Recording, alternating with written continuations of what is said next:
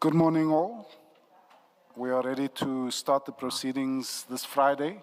Please make sure that your cell phones are off. We don't want disturbances. Thank you.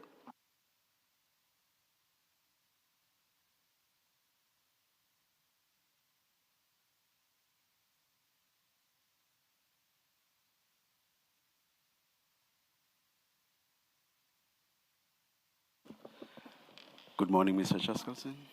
Morning, Chair. Morning, Commissioners. Good morning, Deputy Chief Dlamini. Good morning, Commissioner. Thank you. Yes, Mr. Chaskalson. Chair, I've just been told that the Deputy Chief has another document that he wants to put before the Commission. And he has, in response to the Commissioner's request at his last appearance, produced a series of documents. And I think it might make sense to start with the new documents that the Deputy Chief has produced. And Deputy Chief, I haven't seen the latest document that you want to put up, so can we deal with it at the end of the list? But maybe you can take the Commission through the documents that you've produced in response to their request, and they're in file 5. I hope you have a file 5 there. Yes. Thanks.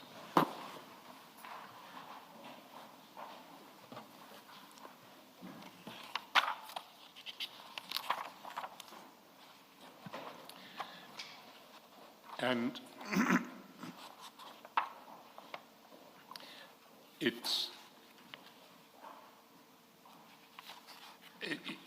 if I can provide some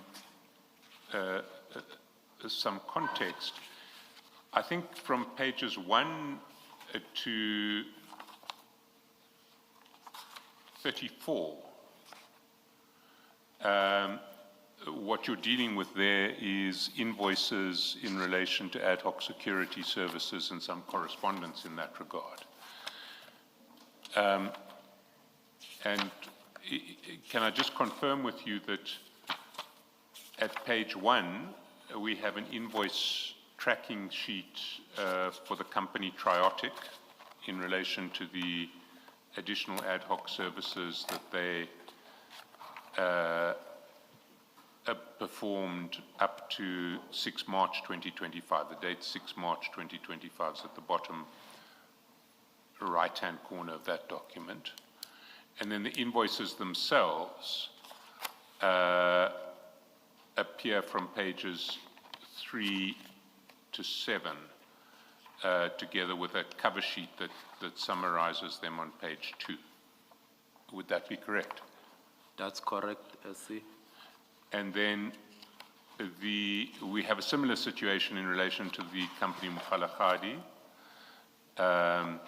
Again, an invoice tracking sheet on page 8 for invoices for ad hoc security services that were still outstanding on the 6th of March 2025.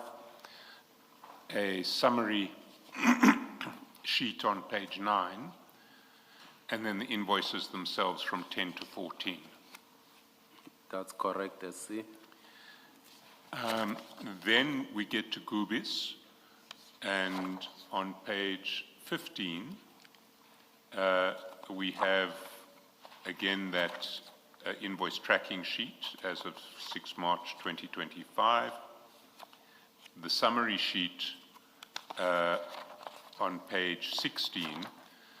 But when we get to page 16, I should just point out that what the summary sheet doesn't include is the Gubis invoice Royval 001, which was the one from the previous financial year. That's correct, SC.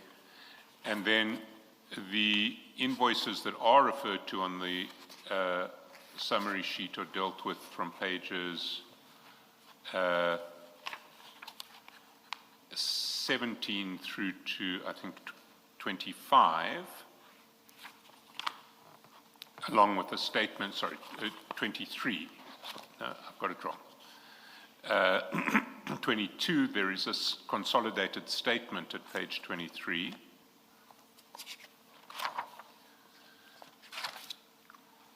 Then, page 24 is a confirmation that that Gubis did perform the services in those reflected in those invoices, and that is from a JT Seleka in your department. That's correct.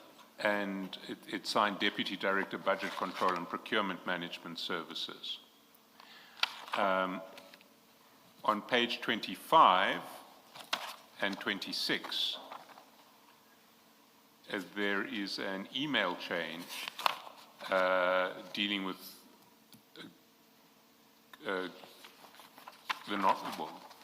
the complaints by Gubis and the failure of the city as of, I think the email chain ends in, the email chain, the substantive content of the email chain ends February 26. So as of February 26, this was Gubis's complaint about non-payment.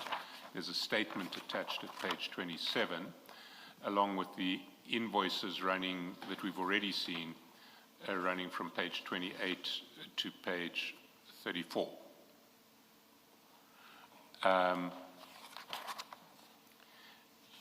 Then, on page 35, you have a screenshot taken off the city's webpage, which identifies the is it the pending tenders that are being advertised?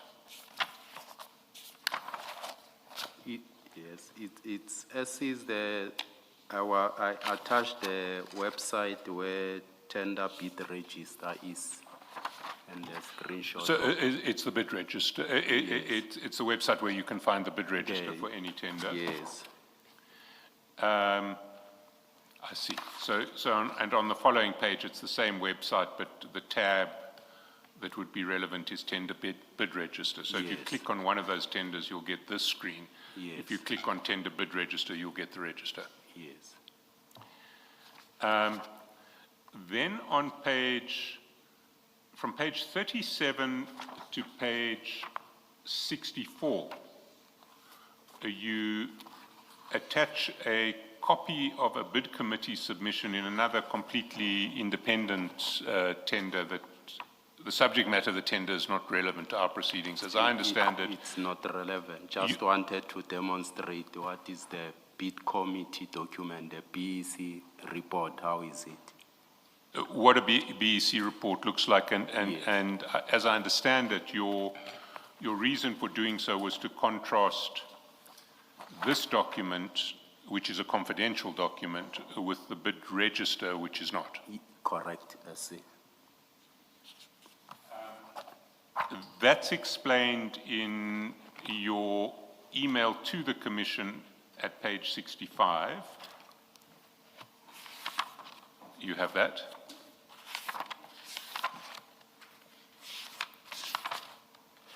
Yes, it's the link that I've attached. And then on page 67, you attach what is the bid register, a tender bid register for TMPD 3 of 24-25. That's correct, I see. Is there anything that you would like to highlight about these documents beyond what we've just gone through? No, I'll do so, I think, during cross-examination, as I can do so to indicate that these were not confidential documents as it was alleged, that they are confidential documents. We'll get to that in due course. Thanks. Now, I'm not sure, I haven't seen the latest document that you have submitted. Can I, if you just bear with me for 1 minute, I'm not sure if the commissioners have received a copy. Can I ask that we deal with that document after the tea break so that we can... We can do so, SC. Just briefly, if you can describe to me what that document is so that I know what I'm looking for and how to understand it. SC, it's an email that relates to HR matters. Remember, there are HR issues Yes. that are here, so it's an email that relates to Thank you. HR We'll have a copy made in the tea adjournment and circulate. correct, SC.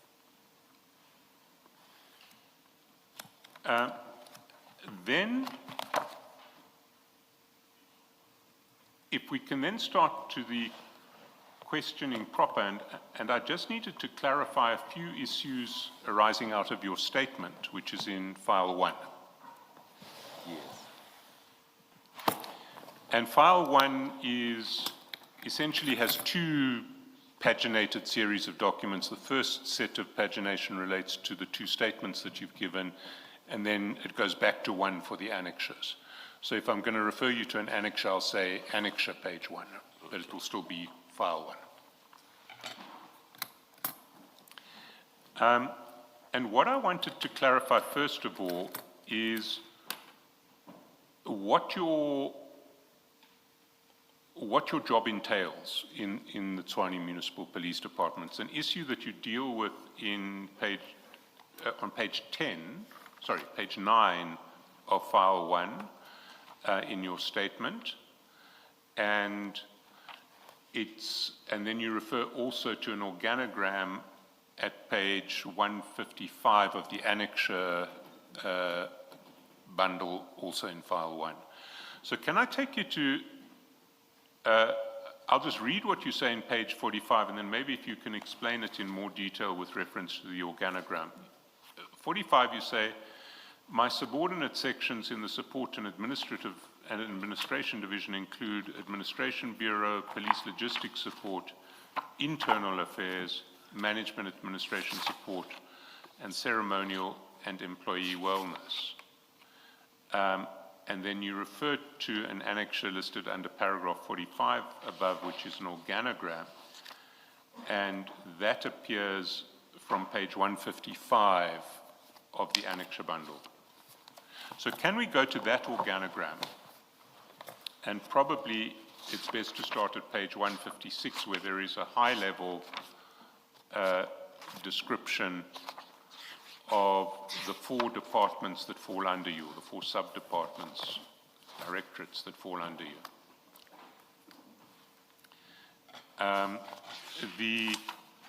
What's the file number of the? Same file. Same file. But there are 2 sets of, there are 2 paginated halves of that file. Oh, you said page 1? 156. 156, thank you.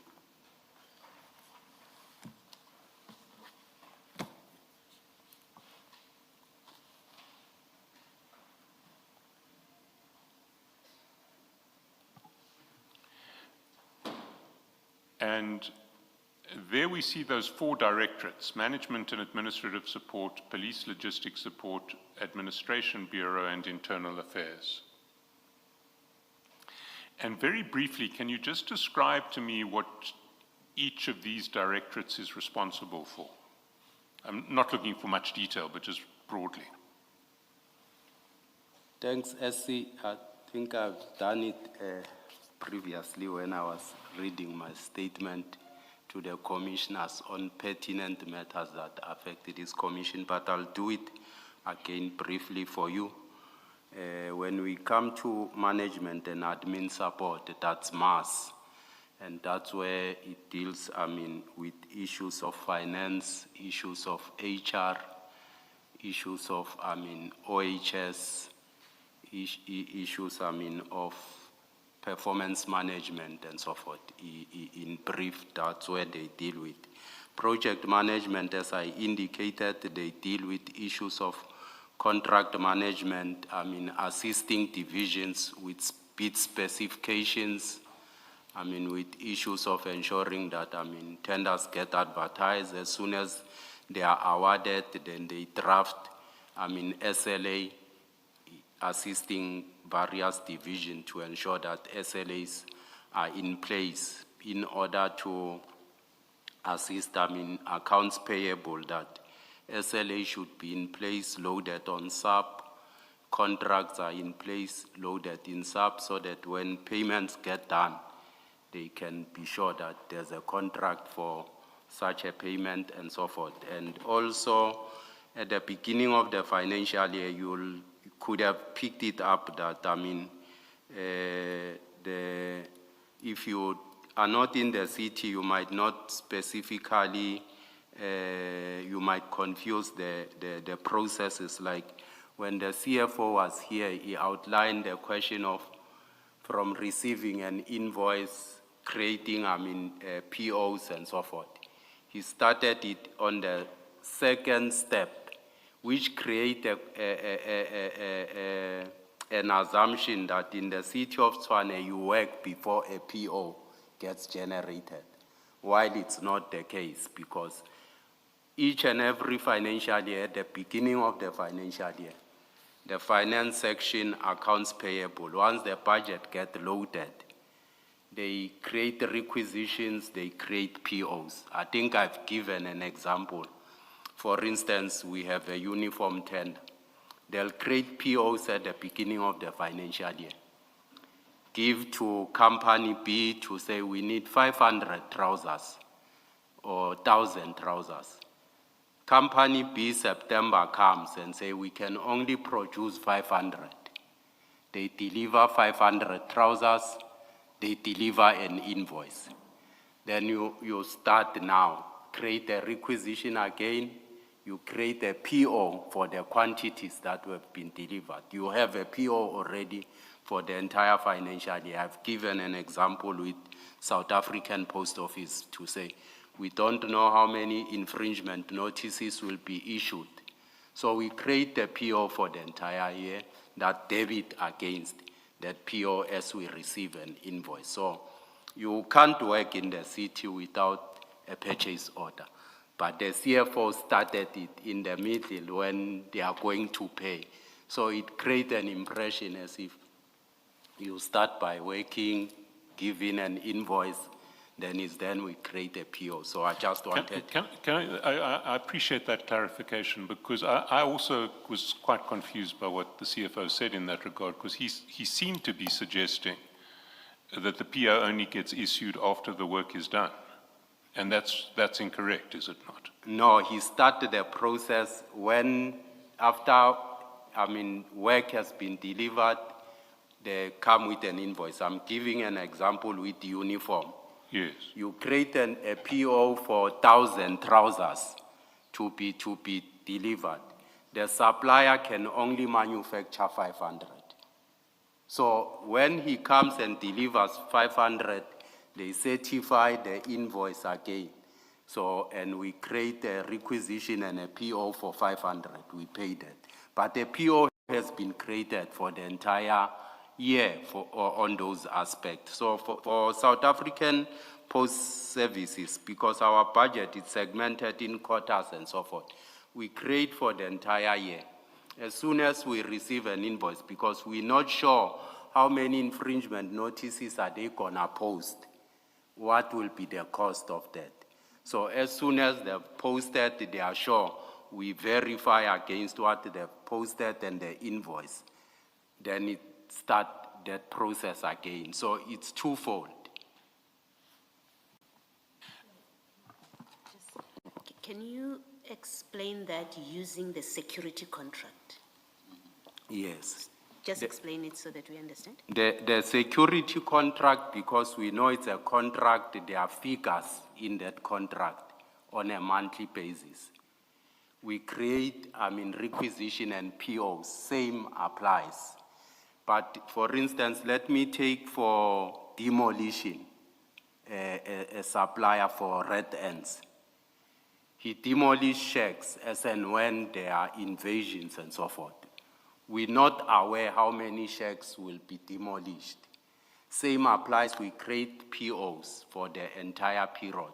So it works against, it debit against those POs. So as soon as we receive an invoice, we do a requisition again, we do a PO of the exact figure of an invoice that will debit against that. So in a sense, the PO is upfront. It's upfront. And that's not what the CFO said, and that's what we tried to contradict him on. In fact, yesterday, one of Major Phiri's annexures also contradicted what the CFO said. I think it was the very last bullet of that annexure. Unfortunately, I don't remember which one it was. Do you perhaps remember, Mr. Musigidi? But do you remember the annexure I'm referring to? Pity we can't identify it, but we did not raise it specifically with Major Phiri. It didn't really concern his testimony. But going through it, we actually saw it, and all three of us, and we saw that it also contradicted what the Chief Financial Officer had said. Yes, Mr. Shaskalson. I think perhaps, Commissioner, to indicate, to say the CFO might not be is correct. He only started the process on the second phase. It's upon the duty of each and every departmental head to ensure that, at the beginning of financial year, POs get generated before work can be executed. I think I may have to come to the defense of the CFO here, because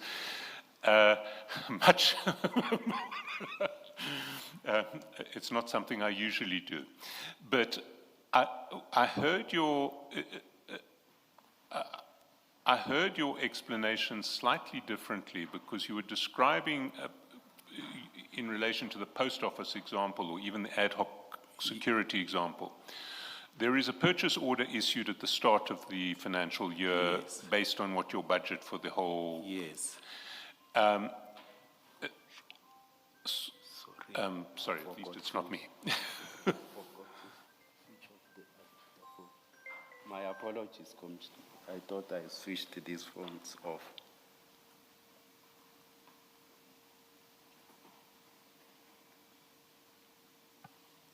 Apologies. Yes. No problem, Deputy Chief. If it's any consolation, Deputy Chief, I've done that also.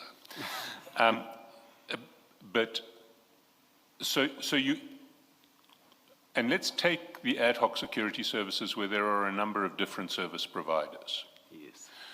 You have a budget for the whole service. You have, say, 8 service providers. You estimate do you then divide the budget by 8 for each of the service providers, or either you do that or you estimate which service provider is going to get which portion of the budget? But will you issue a purchase order for each service provider at the start of the financial year? Let's go on the ad hoc services, SC. The tender, when it gets advertised, it advertised with 2 portions of, payments, to say what are your fixed rate per month, per guard, and so forth. So as soon as the contract gets awarded, it has got a fixed monthly figure of that particular service providers. Because ad hoc services, it's as and when required. These are not fixed services. They can come for 3 months, they can go as a need arises. So these are not fixed. And it's incumbent upon the assets protection services to say, as they receive a request from either electricity, from housing, or whoever, for additional guards, to say maybe we are busy upgrading a power station, will require additional guards. To say we'll need additional guards, they cost the guards, they require an invoice from the service provider to say how much, because already they have rates for a service provider to say, for so many guards, this will be the price. They give to the service department to say, identify for us a GL account, which will be channeled to ensure that these payments get done, because it's not within, the Washman Services budget, because it's an annual budget. So we create purchase order for service providers for the duration of a year on the Washman Services. So those comes as additional. So they create, GL to ensure journal of those, monies. But when does the purchase order, the electricity, let's take an example. The electricity department says we are about to do some work at a substation. We're going to need ad hoc security for protection. Yes.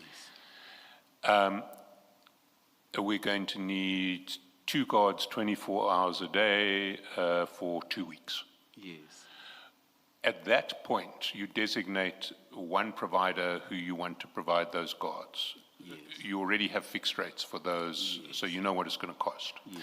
Is that the point at which the purchase order gets issued? Then they designate a GL with a figure to accounts payable, finance department hours, then they create a PO in that regard. But it happens before you actually deploy the guards It to should site. happen It should before happen before you deploy to guards site. get deployed, yes. Right. And then, so what needs to happen is you identify the GL, the place on the general ledger that Yes. provides for this. Yes, Once you're satisfied that there is provision for it in the general ledger, you issue a purchase order. Yes. You know what the numbers are going to be because you've already got a contract that says, 24,000 rands per week or whatever. correct. You issue the purchase order. They then provide the services on site pursuant to the purchase order and the deployment order. And once they've provided the services, they invoice you. Yes, But by the time the invoice comes in, there should be a purchase order that covers it. correct, yes. Thank you.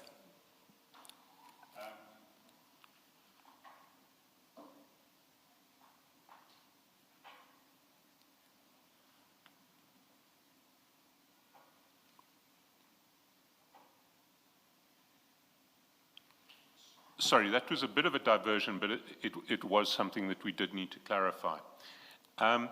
If we go back to your organogram, Yes, you're talking about one, and maybe the best place to go to is page 157, where you give us a fairly detailed description of the one of the 4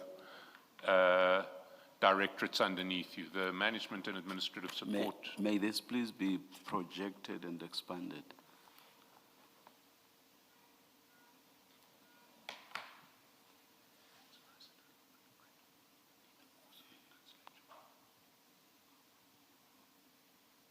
One 157 or 156 for a few seconds.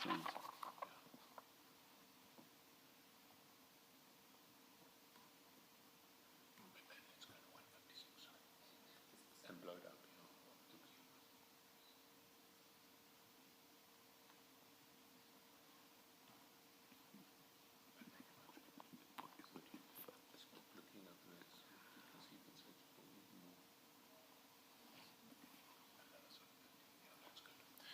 So if we go to 156, we see you have 4 different directorates underneath you. The one that we've been looking at is management and admin support. yes, There are 3 others: policing, logistics support, administration bureau, and internal affairs. correct, I see. You have described both in your statement and in the organogram on page 157 and also in the previous hearing, management and administrative support. Can you very briefly describe what policing, logistics support, administration bureau, and internal affairs deal with? Policing logistics deal with the fleet management of the department, and they also deal with issues of, it's logistics of the department, uniform, fleet, which is, vehicles, building maintenance,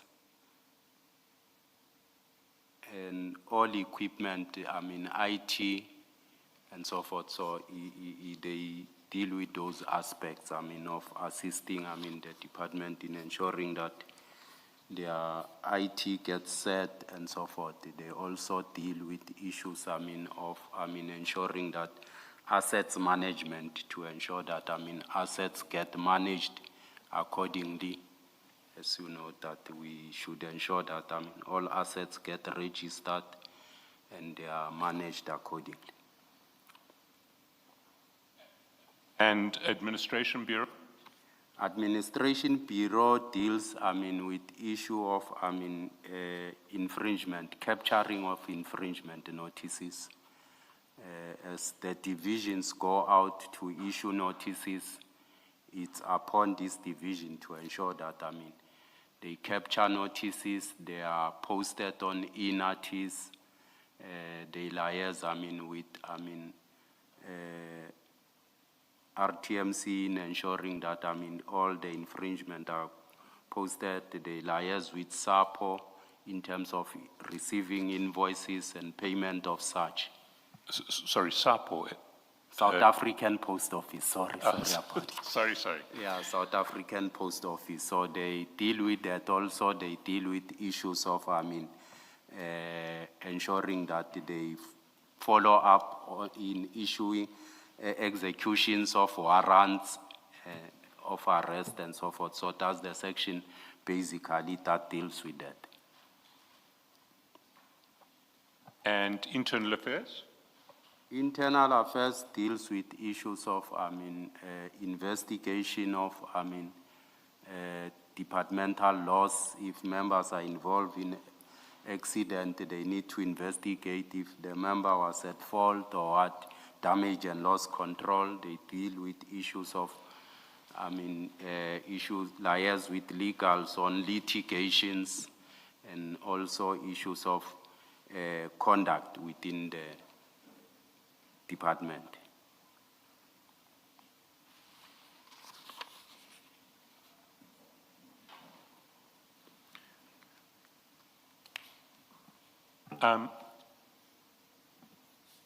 Thank you. So I certainly, you've clarified for me what I needed to understand. Moving forward, unless the commissioners have any other questions in relation to job description, I'm going to move to another area of your statement. At page 3,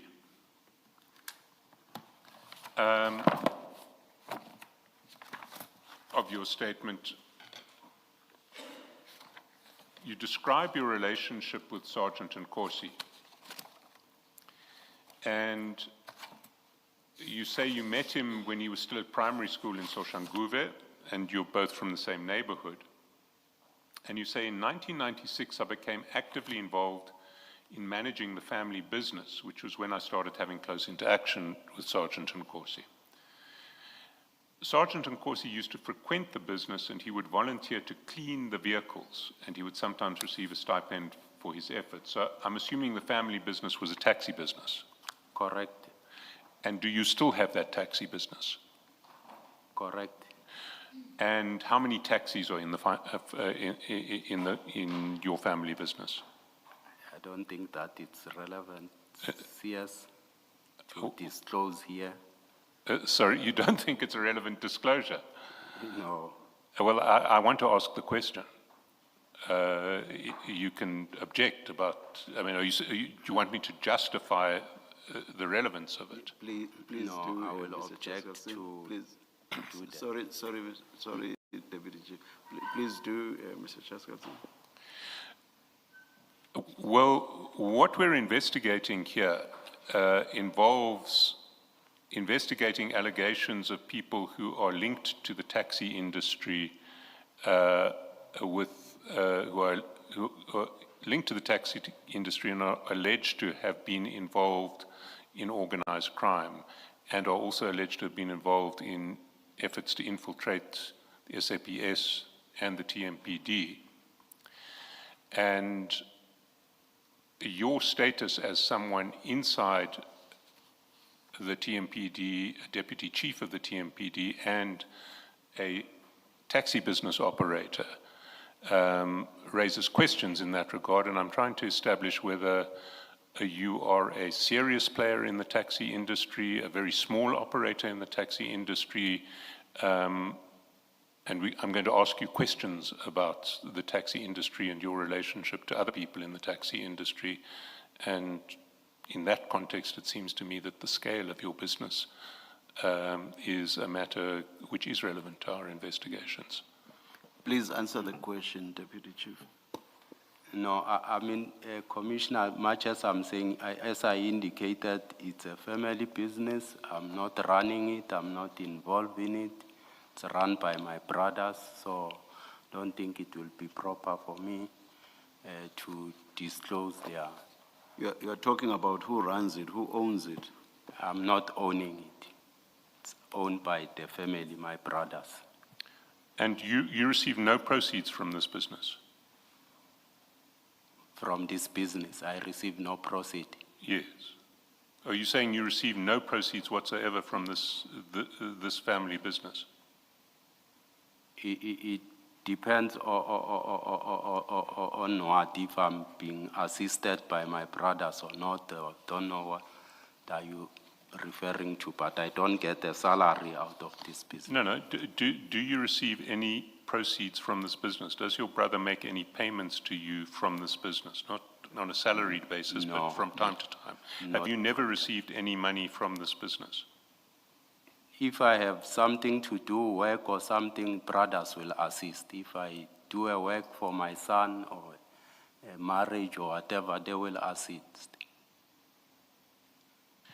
So how much money from this business has been paid to you by way of that sort of assistance? Just an estimate. I can't tell how much or whatever. As brothers, if someone has got something, I will assist. If I have something, they will assist. Someone can do a tent, can do whatever, so. In total, are we talking about thousands of rands, tens of thousands of rands, hundreds of thousands of rands?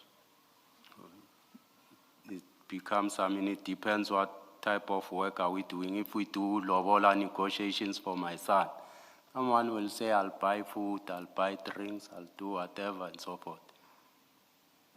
In total, how much do you think over the years you've received from this business? More than 100,000 rands? More than 1 million rands? It can't be. It can't be. Not more than 1 million rands? Yeah, more than 100,000 rands? no, it can't be. More than 50,000 rands, do you think? Maybe at that. And how big is this business? How many taxis does your brother's business have?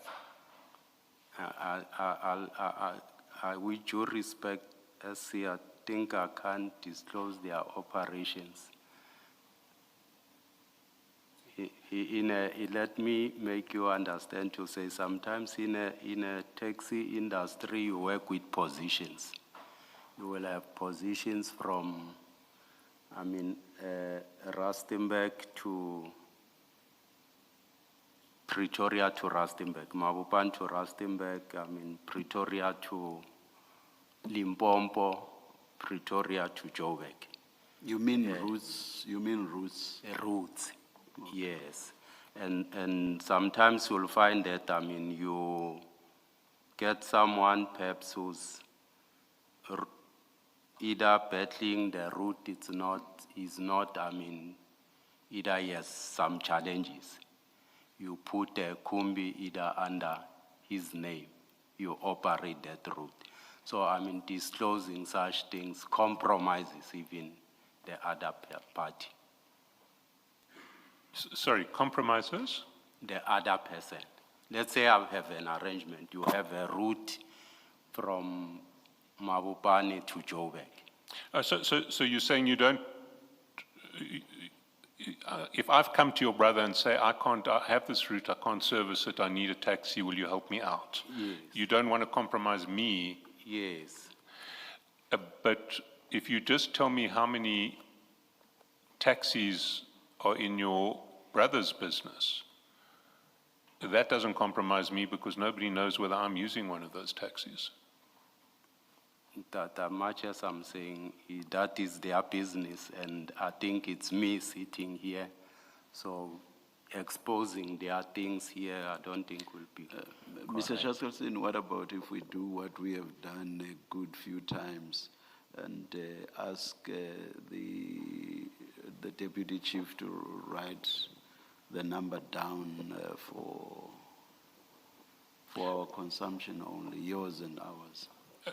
Would that, I would be happy with that arrangement, where we don't say it publicly, but you just write the number on a piece of paper that the commissioners and I can see, and it won't be broadcast We publicly. will not divulge it. Can I speak with them first? If Sorry? they agree, I need to get permission from them if they agree. I mean, Can you're we exposing someone. can we leave it until after the tea Yeah, break? you are Then exposing someone. We can certainly leave it until Yeah, after. you are exposing someone.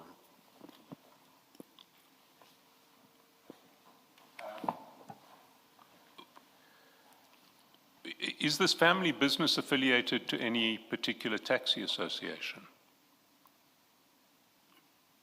When it started, I think my brother started it in 1986 or so. They worked with, 1956, 86. 1986 Yes, is a long way back. I'm afraid the history may take us a bit of time. I think the question is about now. Yes, I'm saying I know that they formed Salta together.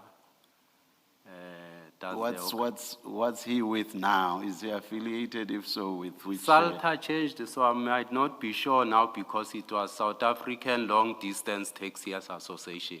So I think it changed, it included long, local and so forth. So it's Salbo, then it included buses and so forth. So I'm not following it, commissioners. I think that's, yes.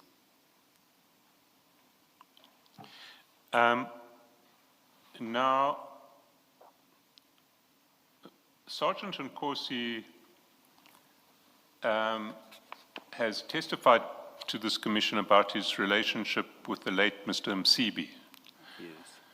And he described that relationship like that of son and father. You describe your relationship with Sergeant Nkosi as a relationship like that of one between brothers in your statement. Did you have any relationship with the late Mr. Msibi? Mr. Msibi worked very closely with my brother, and actually we grew the same area.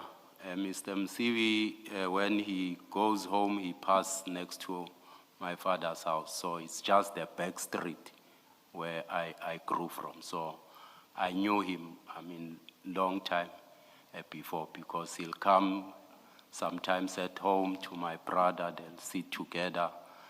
And when they grew there, before each and everyone has his own yard, what we call disbaya.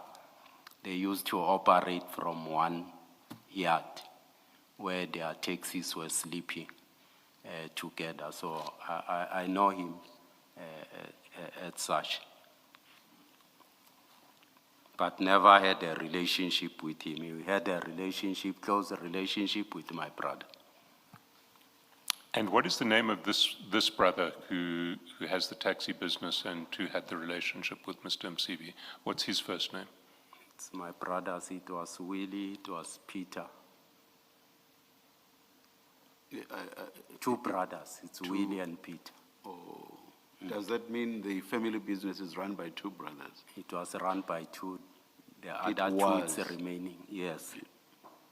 And did Peter pass away? They passed away, both of them, Willie and Peter, but there's other two that are remaining running. Sorry, I just lost you there. The two brothers have passed away, the elder brothers. So I left with two other brothers who are running it now.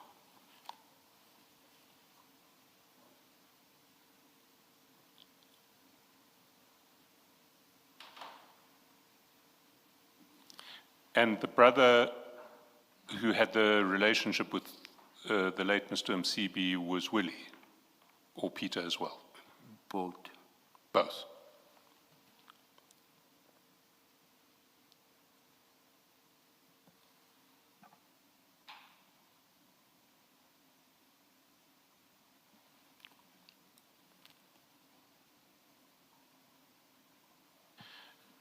And now, are you aware of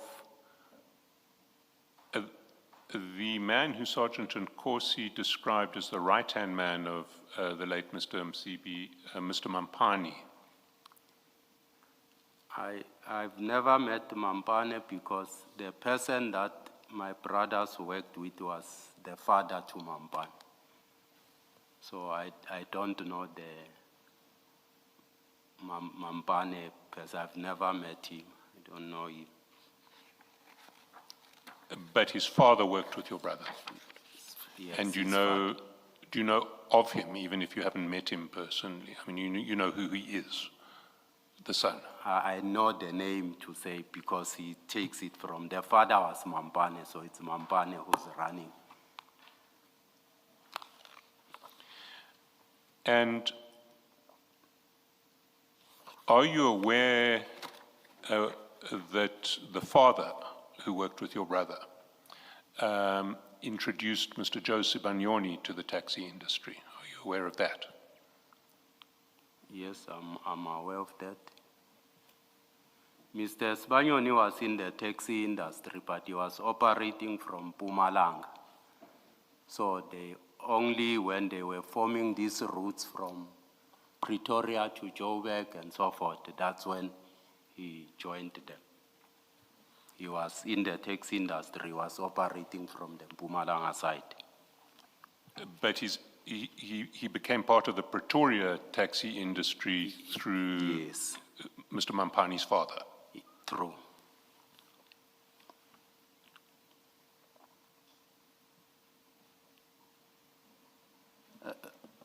Deputy Chief, I do not know now whether we use the singular or plural. Do we say brothers or do we still say brother in relation to your family business? At the beginning, you were saying Brothers. brother singular, but Brothers. a few responses back, you introduced the plural, brothers. Yeah, it's brothers. I'm asking this because Mr. Shaskalson is continuing to say brother, and I do not know now whether you want us to say brothers. It's brothers. All right, thank you. So let me ask the question again, just using the plural. So it was your brothers who assisted Mr. Sibanyoni to get into the Pretoria taxi industry. Sorry, not your brothers.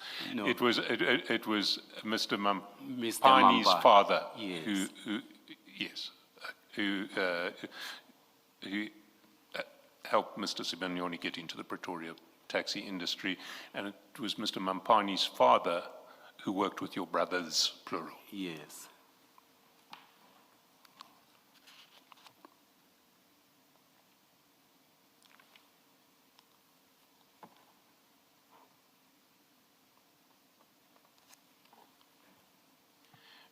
Now,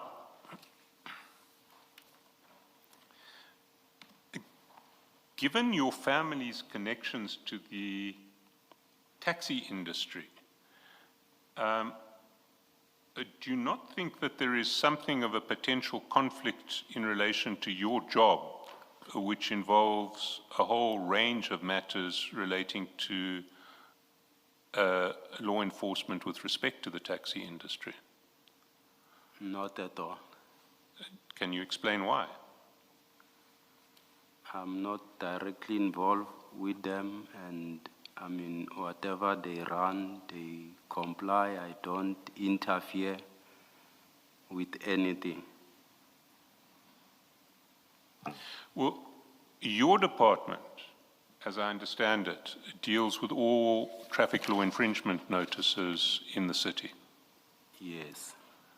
Now, that's a matter of, I would imagine, of particular interest for the taxi industry, is it not? I mean, taxi industry is at real risk if, in relation to infringement notices, both in relation to money, fines that they have to pay, and in relation to the risk of having vehicles taken off the road. Sorry, well, let's take them one by one. The taxi industry is at risk in relation to infringement notices regarding fines that may be issued to it. You accept that? Taxi operators. I mean, fines get issued to drivers if they don't comply. They don't come to the owners. It goes to a driver. It goes to a driver. Yes. And Much as you'll nominate a driver. okay. You'll nominate a driver for a particular vehicle. And if the infringement affects the roadworthiness of the vehicle, or relates to the roadworthiness of the vehicle and the capacity of the vehicle to stay on the road? It's very rare. Very rare. Yes.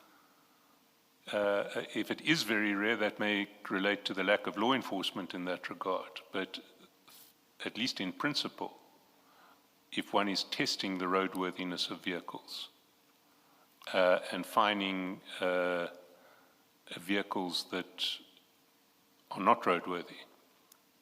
Much as I'm saying, it will be very rare. And They run professional business. They've got their own yard and so forth, own mechanics. So it's very rare. yes, but who has to pay for the repair of the vehicle that gets fined for not being roadworthy? I'm saying it's very rare. It will be the owner, but it's very rare. And notice infringements relating to what dealings do you have with the Road Traffic Management Corporation? The Road Traffic Management Corporation, remember, is the people responsible for ARTO. So as the city of Tshwane, we are currently on ARTO. So they are responsible for ARTO. I mean, ensuring that, because through RTIA, Road Traffic Infringement Authority, those infringement notices get posted through them. So that's our relationship with them. So you post the note, you're responsible for issuing the ARTO notices, not for issuing, for posting them. To ensure that they delivering are them, as it captured, were. they are posted. Yes. And you're suggesting that those notices are of not major significance to the taxi industry? No. How can you suggest that ARTO notices are not of major interest to the taxi industry? If a taxi business finds that it's being issued with a series of ARTO notices, and its drivers are being issued with a series of ARTO notices, why would that not be a concern to it? I'm saying, the routes they are running, there's no point for you to run, for a driver to be rushing. You have a position to ferry people. So you don't run to Joburg because you'll still wait for your position. So they are not. Are you suggesting that cases of taxis driving over the speed limit are rare in this country? It depends. Which route are those people working on? It depends on a route. Circumstances differs.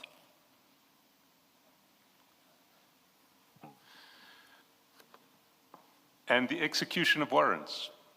Yes. You get a warrant of arrest to arrest a driver for negligent driving? Is your department responsible for that? We are, but currently we are on ARTO. Ne? Remember that currently we are on ARTO. Most of the warrants are bylaw related warrants and so forth. So currently RTMC use an enforcement notices to say if fines are not paid, they enforce, they block the driver or whoever on the system to ensure that they pay. And negligent driving, who would deal with the execution of a warrant for negligent driving? It becomes, cases either, of negligent driving, they usually do arrest in that instances because ARTO prescribed for this offense, what is the charge and so forth. But who is responsible for the execution of those warrants? Much as I'm saying, currently under ARTO, we don't have, those warrants of. And when did ARTO become applicable to the city of Pretoria? When was its extension rolled out to the city of Pretoria? If I'm not mistaken, I'm not sure, either 2007 or 2009 we have been on ARTO as the city. So you Not haven't sure, been, but I can confirm that. you haven't been executing warrants for traffic offences since 2007, you're saying? Yes. Previously, we used to have what we termed the white bus, whereby we'll have, these warrants stopping on the intersections to ensure we execute them. But currently, yes, we have, a leg that deals with tracing. Even if we go for a roadblock checking infringement notices, we can only advise you as a driver to say, you have outstanding infringement, these are your outstanding infringement. If you opt to pay there, you pay. If you can't, you will just encourage you, but we can't arrest you for So that. you're telling me that the next time anyone is stopped at a roadblock in Pretoria by your department in relation to outstanding fines, they should know that they have the choice whether to pay them voluntarily to you or just to say, I elect not to pay, goodbye. We do that. Even the media communication does inform, the public to say, this is the situation. We just encourage people. Some people, yes, they pay on the spot because they don't have time to go to offices. They don't want their licenses to be blocked, so they'll opt to pay to settle them. And you don't threaten to arrest people? No, we don't. And no one needs fear arrest from your department in relation to traffic offences? No, we don't do that.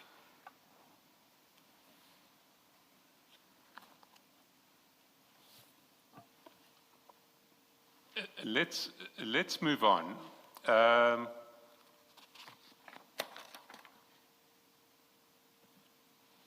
You say in your statement you've never interacted with Mr. Sibanyoni or Mr. Madlanga.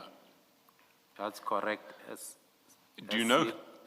It's clear you know who Mr. Sibanyoni is. We've discussed that already. Yes. And we've discussed aspects. Do either of your brothers running the business interact with Mr. Sibanyoni? They do, but very rare. Remember, Mr. Sibanyoni is the big boss for, is it Santago now? Yeah, I think it's Santago now. The taxi industry, there are systems, there are queue marshals, there's rank managers and so forth to interact with.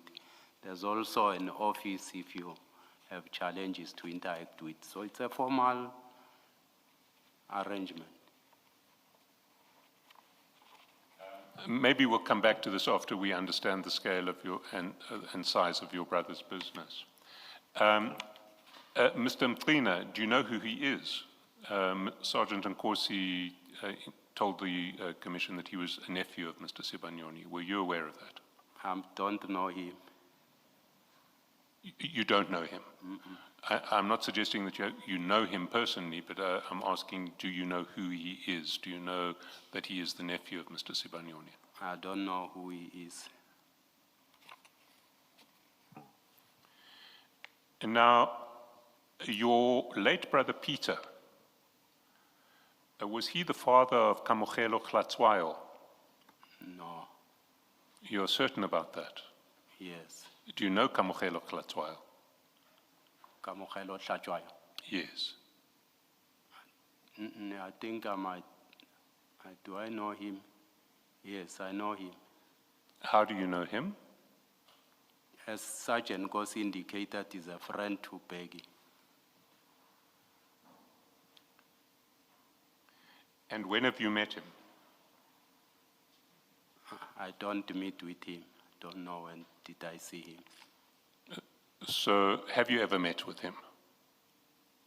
No, When did Sergeant Nkosi tell you that he was a friend of Becky? he told me when. You say When he did told- you said Sergeant Nkosi said he was a friend of Becky. When did Sergeant Nkosi tell you he was a friend of Becky? when he was testifying here. When he was testifying here? Yes, No, he didn't. he did. I stand subject to correction, but You can go to his transcript. He did. He said he worked with Peggy when there are events and so forth. sorry, he works with Becky? When they run events. Sorry, that Mr. Glatswayo runs events works with Becky when Mr. Yes. Glatswayo and Becky run events. Yes. The question, if I understood, Mr. Chaskason will correct me. The question was, when did Sergeant Nkosi tell you? And your response is when Sergeant Nkosi was testifying. So is what you are saying that Sergeant Nkosi did not tell you, but you heard when he was testifying? Yes. All right. I'll check the transcript again. I don't recall raising this with Sergeant Nkosi at all. It's possible that, even though I didn't raise it, he mentioned it, but I will come back to that after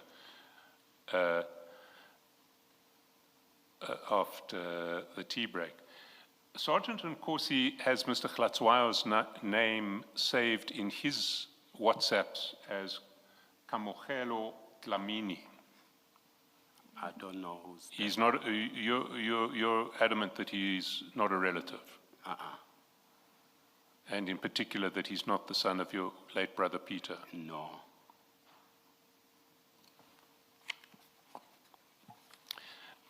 Did you know that Kamogelo Glatswayo is the only director of a company called El Shaddai? I don't know. You don't know.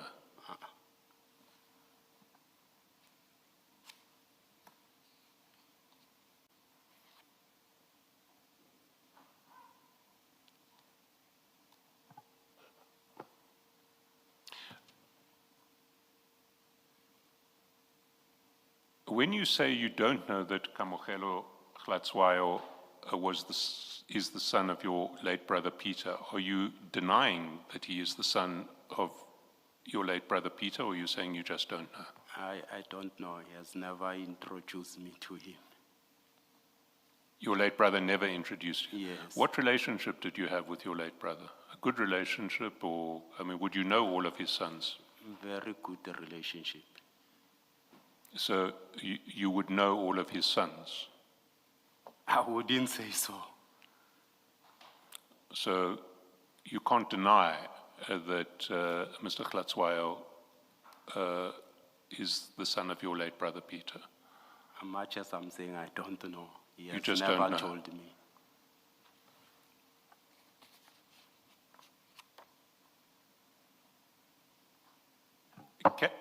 Can we now move to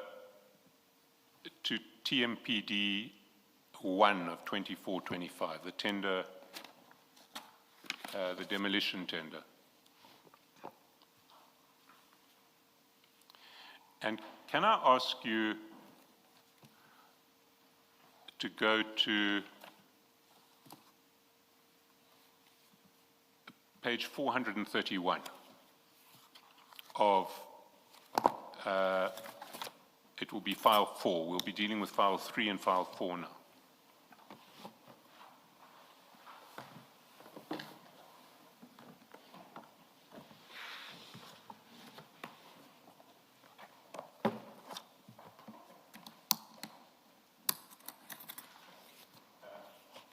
page 431.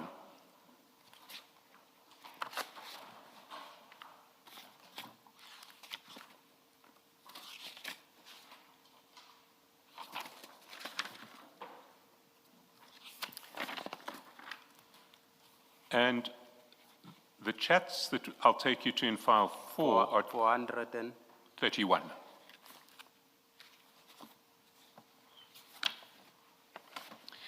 The chats that I'll take you to in file 4 are chats between Sergeant Nkosi and yourself. And the chats in file 3 are chats between Sergeant Nkosi and the CFO.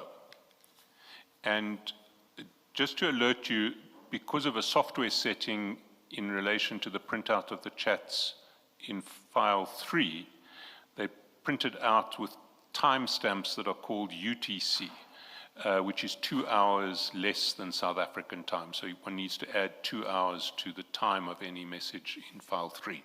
But the chats in file 4, the chats between you and Sergeant Nkosi, are chats in South African with date stamps and time stamps in South African time. At the top of page 431, chat number 1, you see a message that you send to Sergeant Nkosi, and it reads as follows. Afternoon, my brother. I trust you are well and your family. My sincere apologies for the delay in sending this message. The 2 vehicles for land are 1, Ngapeshea's Security Services, 2, El Shaddai Security Services. Have a blessed Sunday and lots of love. And now Sergeant Nkosi has confirmed that you sent this chat to him on the 9th of March 2025 at 7:35 p.m. Was this a message that you composed yourself, or were you forwarding it from someone else?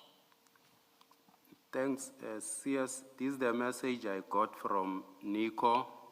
Sergeant Nkosi, a day before, when I spoke to him, requested me to check with Nico if he has done compliance, is done with compliance for the tenders of, Ngapeshea and El Shaddai. He requested me to confirm with Nico and send him the information. And unfortunately, I could not on that particular day. Much as I then on Sunday, as you could see, I'm apologizing for the delay in terms of reverting back to him. Then I then sent him this message. Now, who is Nico? Nico is someone who does administrative work in terms of assisting people in tender compilations and so forth. Is his surname Matobela? Correct. And he assists bidders in getting their bids in order so that they will be compliant? Correct. And you're saying that Nico sent this Sergeant Nkosi had asked you to check with Nico as to whether the bids for Ngapeshea Security Services and El Shaddai were compliant. Correct. Which bids? For Which bids? For Ngapeshea and El Shaddai. Bids for what? For land invasion.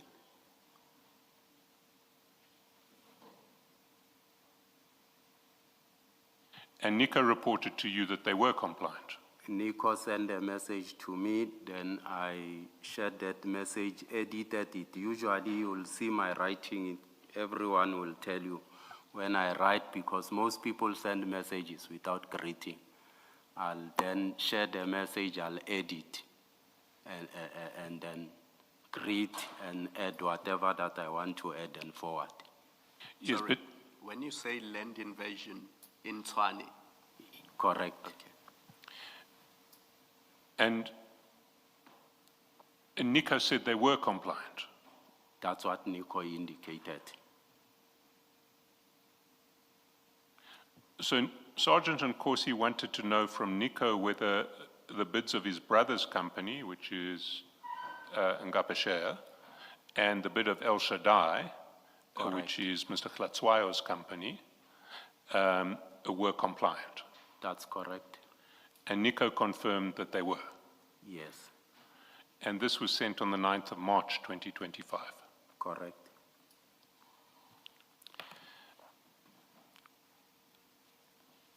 Then, 2 days later, you send a message to Sergeant Nkosi with a list of 7 other companies.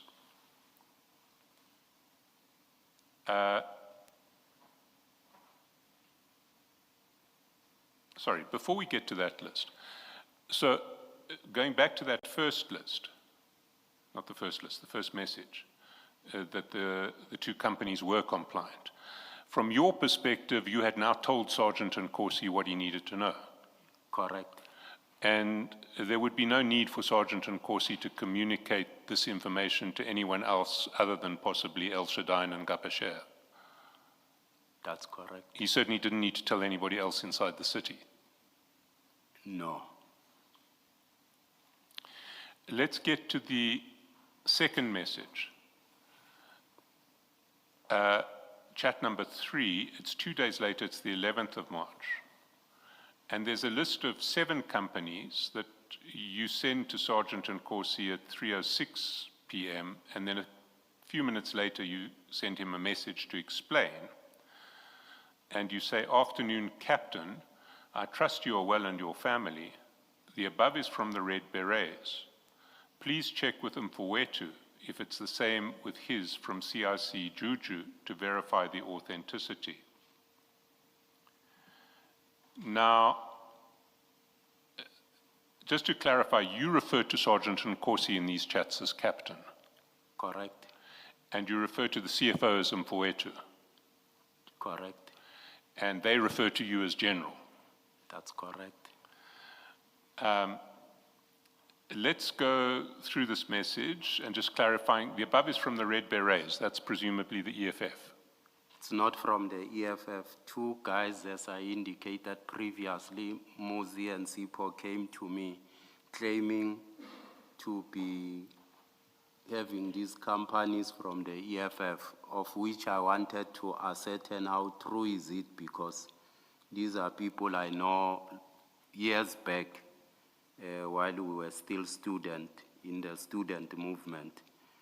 So only to find that it's not true, there's nothing like this. I understand that, but when you refer to Red Berets, you're referring to the EFF, even though in this particular case you later established that Muzi and Sipo did not represent the EFF. That's correct.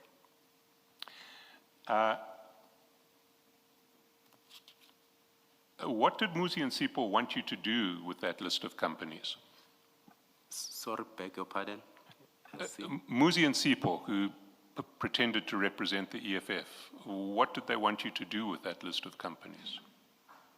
It's common knowledge, SC, that people sometimes take chances, they moonlight, and many people are name dropping people's name. For instance, they indicated they were with the CFO, which is not true. So people take chances. I mean, they do many things just to access, money from companies and so forth.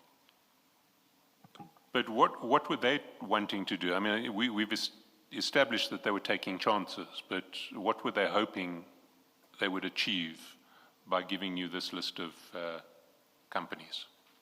Someone will come and say, I'm connected to these people and so forth, who can assist you and approach me and so forth. I grew up with them. They said, they were with the CFO, only to find it's not true. They've never been with the CFO. They said, if I have a way, remember I once worked Sorry, within... Deputy Chief, we get the name dropping, but Yes. What were they seeking to achieve? They thought I have a way within, this process to help them. So were these companies who were bidding for TMPD 1, these 7 companies? These 7 companies, yes, correct. And they thought if they told you that these companies were the EFF's companies, you might be able to help them get the tender. I think so, That's how you understood their approach. yes.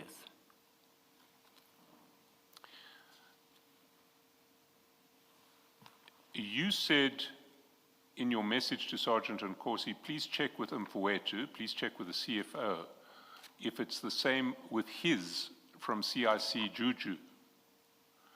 So you thought that the CFO would have a list of EFF companies from Mr. Malema. I never thought, they said they were from the CFO. They said they gave this list to the CFO. But then when you refer to CIC Juju, are you referring to Mr. Malema? That's what I wanted to check, because that's what they said. They said what? They said that they are working with Mr. Malema, these people, only to find it was not true. They were lying. But what you say is check with Mfowethu, check with the CFO if it's the same with his from CIC Juju, which is a reference to Mr. Malema. So you are saying check with the CFO if it's the same with a list that the CFO got from Mr. Malema. Is that not what you're saying? No, that's not correct.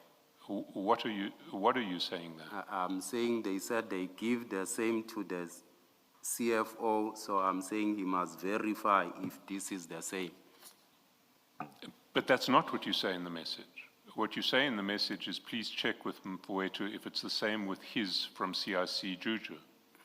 Much as I'm saying, that's not what the message said. The message was saying check if this is the same. That's what they said. They gave the CFO the same list. But then why mention from CIC Juju in the message? Why draw Mr. Malema into this at all? That's what they said. They gave the CFO the same. Yes, but did they say they went to... They are saying they are from CIC Juju, so much as I say check. Sorry, they're saying... They said they are from the CIC. The Sipo and Muzi claim to be, bidding for the CIC Juju. Yes, Sipo and Muzi were chancers. They were saying they were bidding for the EFF. Yes. They weren't. As a matter of fact, you Which later it's established they weren't. Yes. But then why mention Mr. Malema in this message? Because what you say is check with the CFO, Mfowethu, if it's the same with his from CIC Juju. Much as I'm saying, they said that they are from the CIC Juju, much as I mentioned it here. Dlamini, that's not what you are saying in the email. You may have meant that, but that's not what the chat says. Sorry, not the email. Yes, much as I'm saying, writing a message might not mean what you actually want to translate, but that's what I meant. And you don't mention Muzi and Sipo at all in this chat. Yes, I did not mention them here. So why do you mention Mr. Malema? Why do you not say, check if the list he has is the same one from Muzi and Sipo? They claim to be coming from the CIC. But that's not what you are saying here. You're not saying they are claiming. I wanted to be clear so that when he verifies, he says, remember that we are not only speaking on messages only. I also called to say this is the situation, explain in detail. A message will not capture everything, Commissioner. Deputy Commissioner, what the message does capture is that you know the CFO to have a list from the CIC. That's what your message conveys. Yes. You know him to have a list from the CIC. That's From Sipo and Muzi. No, that's not what your message says. That's not what is captured in your message. Your message captures that you know that the CFO has a list from the CIC, and you are asking Sergeant Nkosi that the CIC should look at that list, which he has from the CIC, and compare it with the list that you say came to you from Muzi and Sipo. That's what you're doing. There are two different lists. Commissioner, Muzi and Sipo, Oh, sorry, the CFO should, okay, let me start. I don't want to be misunderstood. Let me start. Your message conveys that in so many words, it's not a question of interpretation. Your words in this message conveys that you know that the CFO has a list that he got, and it's a list of the CIC, in brackets, Juju. You know that the CFO has that list. And what you are doing with your message is saying to Sergeant Nkosi, the CFO should compare that list, which you know he has from the CIC, compare it with this list that you say was given to you by Muzi and Sipo. That's what your message is conveying. no, Commissioner. Sipo and Muzi came to me and said we have a list from the CIC that we have given to the CFO. I'm saying verify if this is the same. Yeah, but your message doesn't say the CFO must confirm that the list he got from Sipo and Muzi, he should compare them, that it is the same as the one that they gave you, the same people gave to you. That's not what you're conveying. You are clearly conveying that the CFO is sitting with a list that he got from the CIC. That's what your message says. That's what I learned from Sipo and Muzi, Commissioner. Right. Thank you. A few answers back, you said you don't communicate through WhatsApp chats only. You also talk. Who are you referring to? Who would you talk to? I called Sergeant Nkosi to explain, to say I was with these two individuals that I grew with. Okay, all right. I just Yes. wanted to know who you were referring to. Yes, Mr. Shaskalson. Why did you want to know if Muzi and Sipo were telling the truth when they said those companies came from the EFF? They are name dropping the CFO, they are name dropping the EFF. And I don't know them as members of the EFF. Why is it relevant whether those companies came from the EFF or not? People name drop, they tarnish people's name. I mean, you know that. I mean, since this appeared, people have been, reporting false things about the Mr. Malema having companies and so forth, while they are not from him.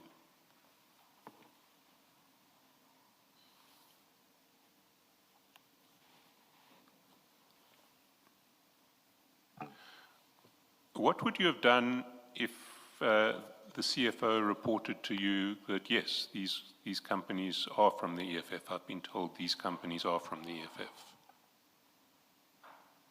I just wanted to establish the link of those people. I know them from SOSCO, COSAS, and so forth, and to say, where are they? I know them as members of the ANC, and if they've shifted now to the EFF, what is happening? These are youngsters that I grew with. They are old now. They were youngsters I grew up with.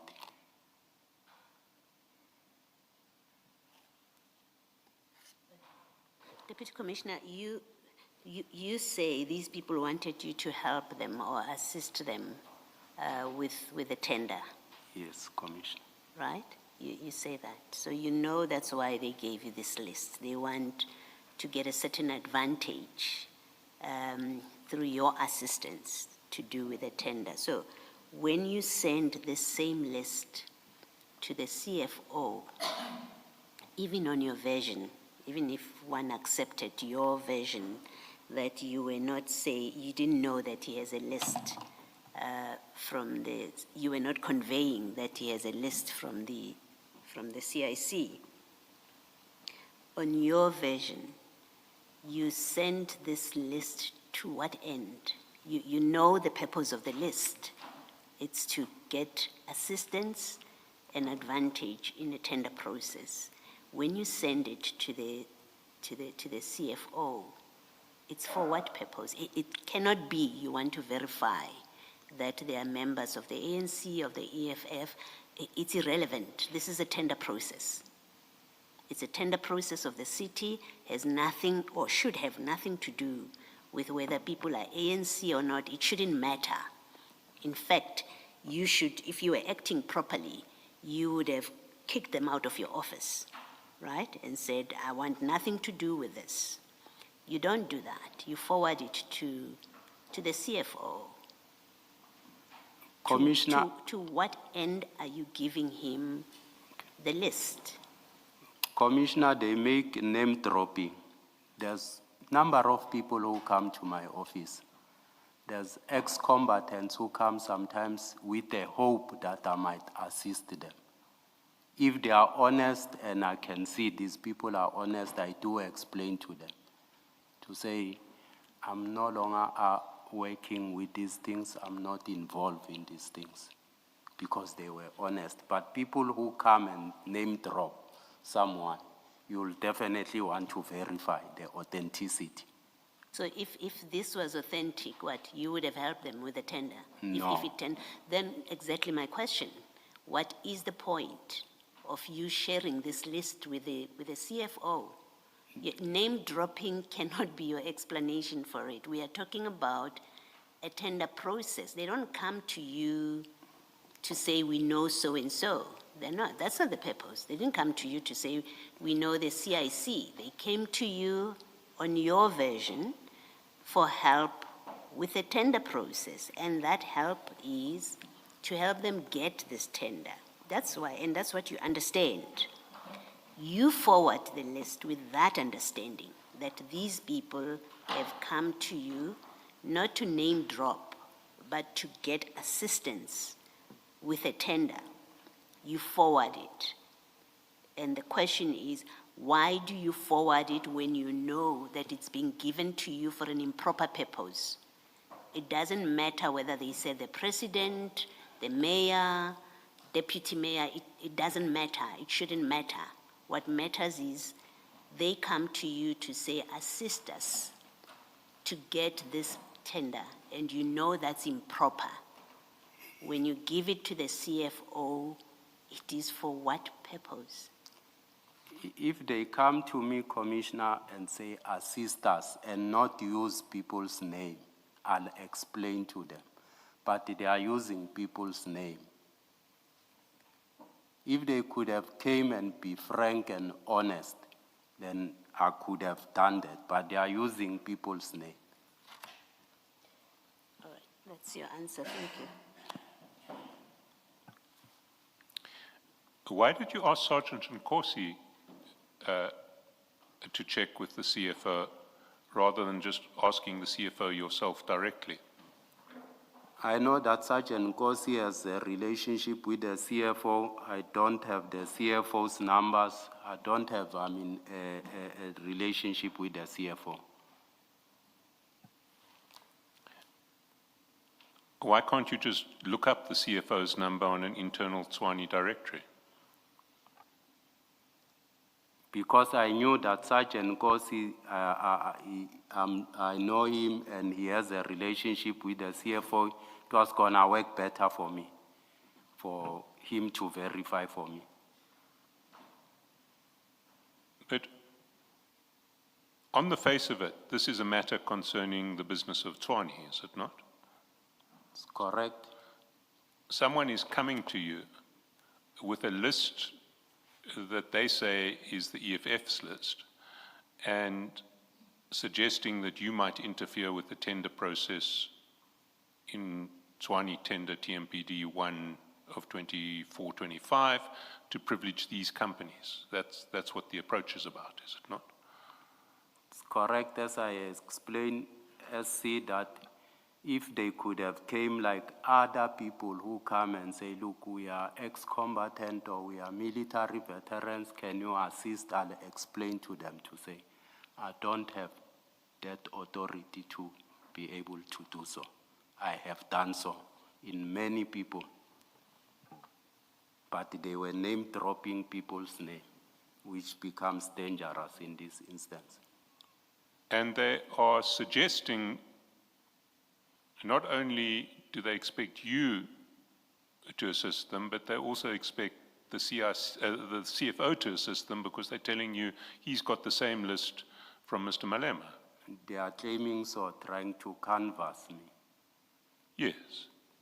So they are suggesting to you that you, well, one, that the CFO is implicated in an attempt to rig this tender in favor of a list of companies that are ostensibly EFF companies, and two, that they want you to do that as well. Isn't that what they're suggesting to you? That's what I think they were name dropping. They were doing two things. Name drop the name of the CFO, the EFF in this whole thing. But the clear implication of their letter, of their message, or their communication to you, we don't know if it was WhatsApp or face-to-face. Was it WhatsApp or face-to-face? They came to me. So it was face-to-face, it was a conversation they had? Yes. Did they come to you in your office or at your house? They came to my office.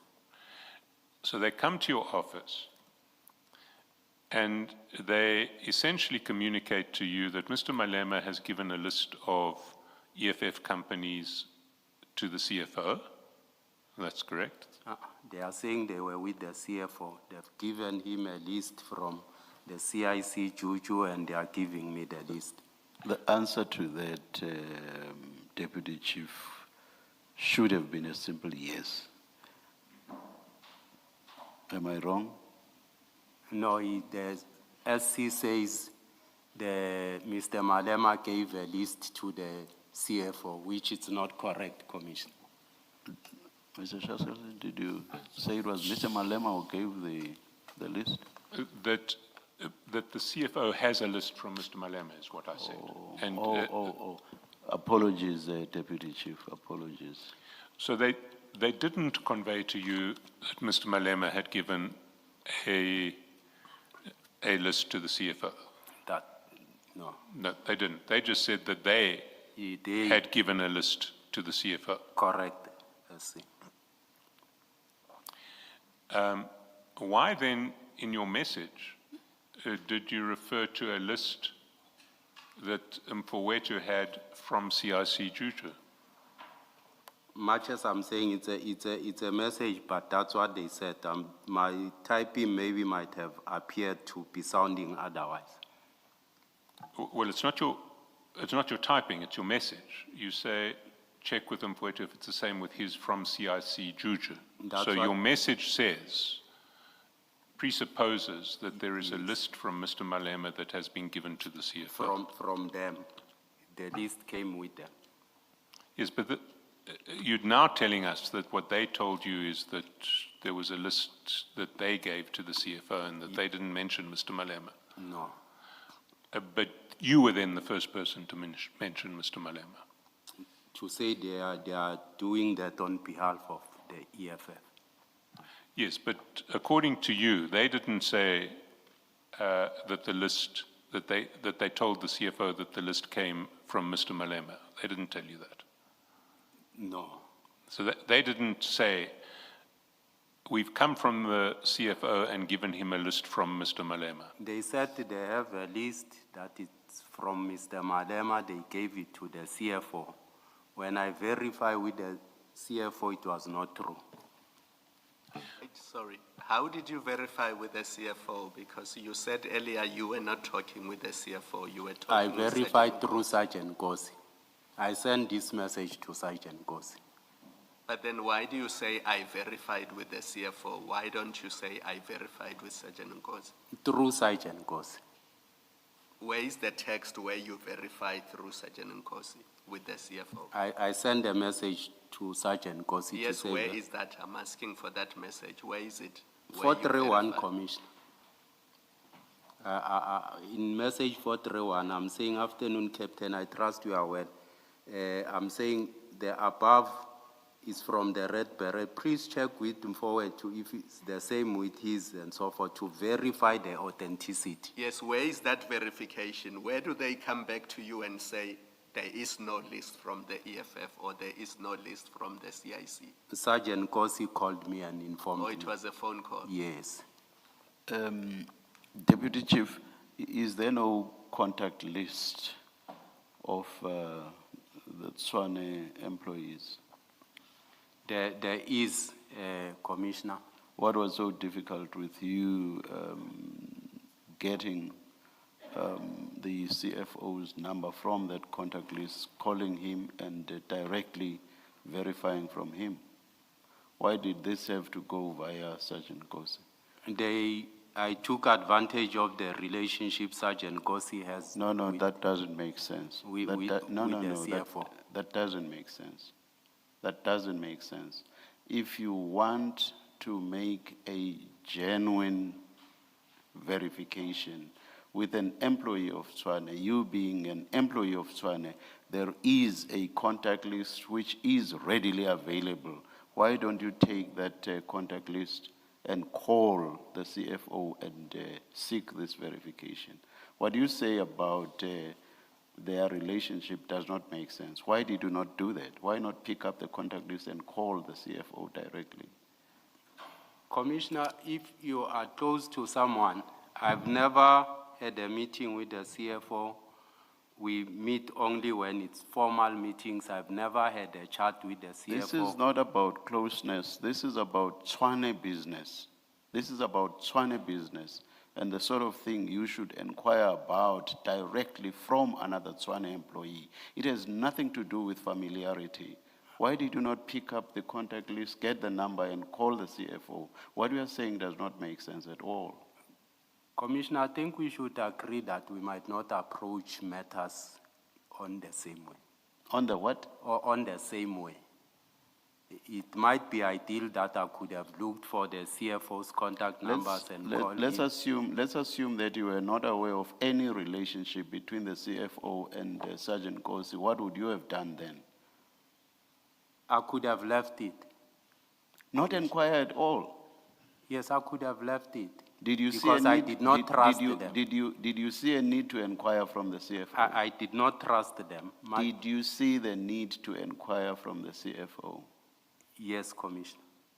But you say you would have dropped the subject altogether without verifying, just because there was no Sergeant Kosi. Is that what you are saying? I'm saying because I knew their relationship, No. make use of I'm it. talking about dropping, because I understood you have 2 questions back to say you just have dropped the whole thing. So I'm saying just because of the absence of a Sergeant Kosi, you would have dropped the subject, even though you considered it something serious enough for you to have had to inquire from the CFO. So you would have dropped it because there would be no Sergeant Kosi.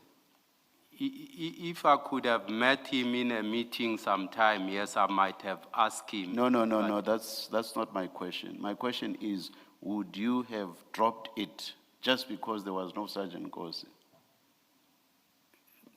I'm saying I could have either wait up until I go to a meeting where he is, then I No, could you have asked him. you said you would have dropped the subject. At that time, but I'm saying at that time, but because I knew Sergeant Kosi at that time, much as I wrote this message to him quickly. And then you would have asked him if an opportunity presented itself for you to meet the CFO, and then you would have asked him, you say. Yes. But I still don't understand. There is a contact list. Why wait for a chance meeting? There is a contact list. Why not pick up that contact list and call the CFO? Why wait for a chance meeting, which might never eventuate? That was gonna be more ideal for me, Commissioner, to discuss with him face to face. Because I've never had this contact or call him just to ask him about these matters. that too, Deputy Chief, does not make sense. You want to comment? No, Commissioner. Yes, Mr. Chaskalson. Or let's just look at the time. Let's adjourn and resume at 11:35. Let's adjourn.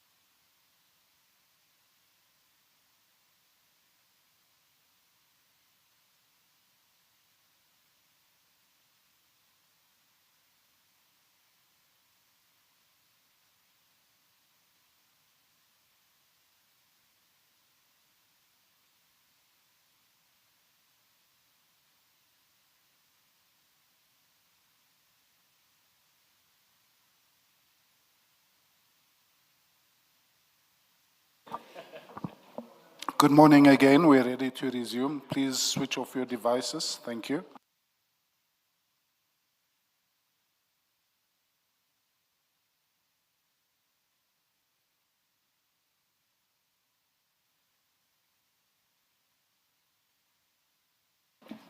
Yes, Mr. Chaselson. Chair, before we start, there were two issues that we had to address from the morning session. The one was a further document that Deputy Chief Dlamini had obtained for the Commission. And I understand that copies of that document are about to be handed up to you.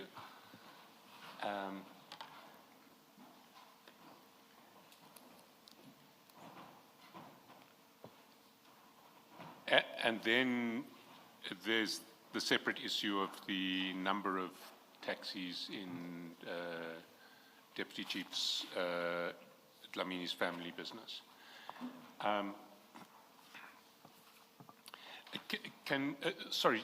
Deputy Chief, do you have the document, the latest document? Can you just explain to the Commission what it is and what you want the Commission to make of it?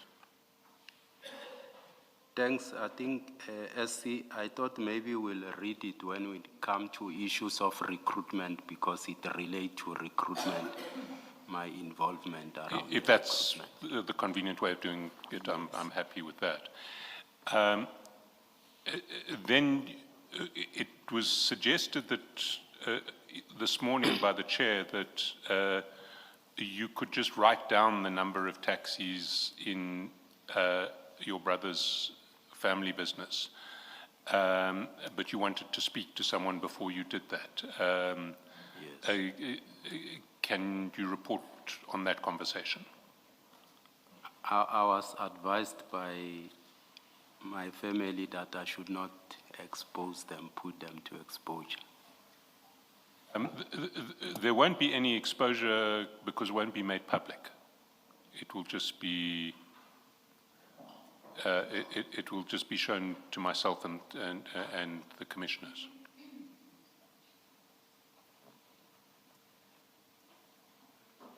They feel they are party to them, so it should not be a mass. Let's leave it there, Mr.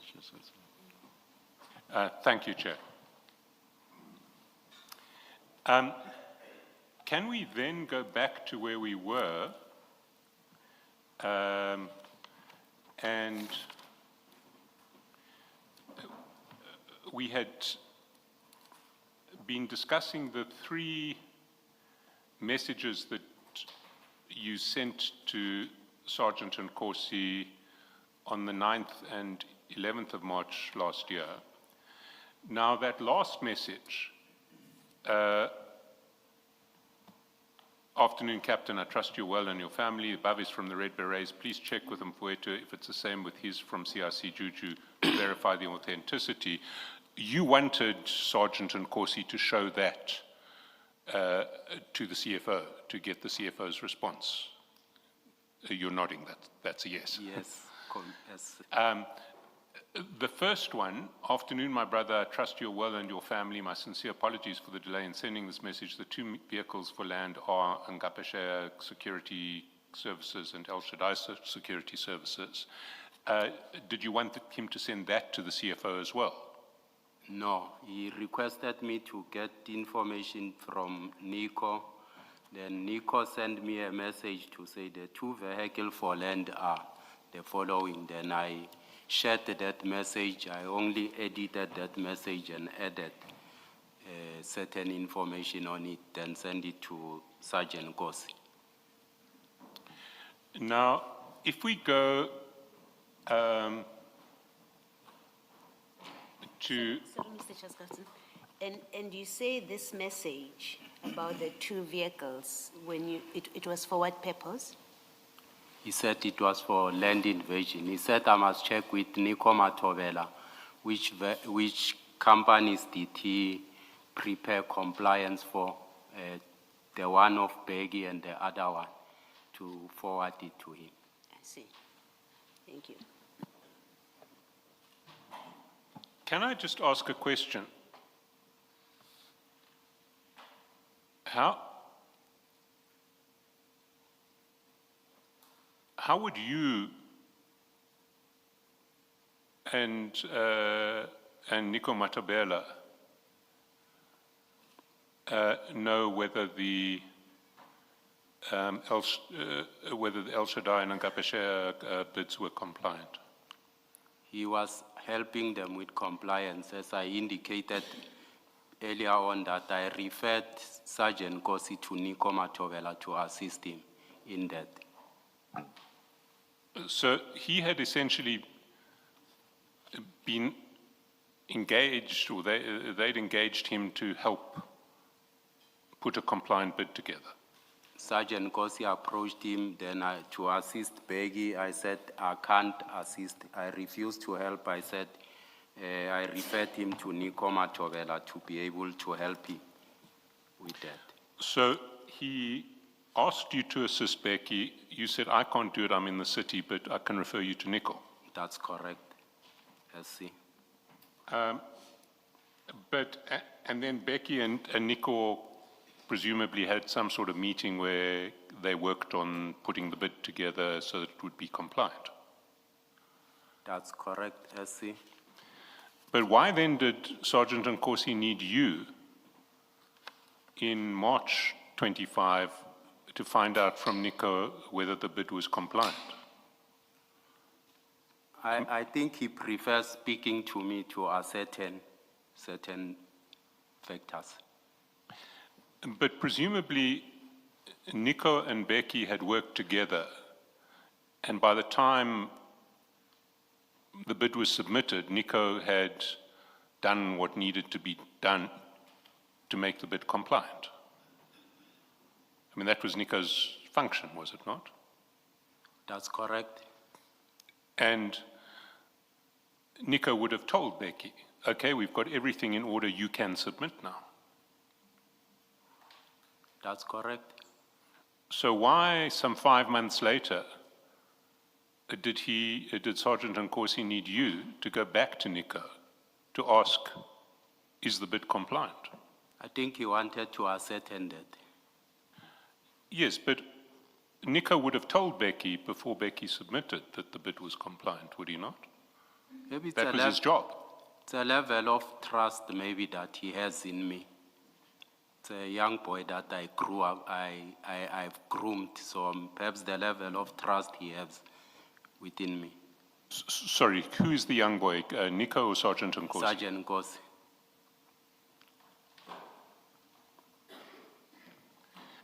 But I still don't understand, because you put Becky in touch with Nico through Sergeant Nkosi. Correct. You say this is a man who knows how to help with the administrative requirements of tenders.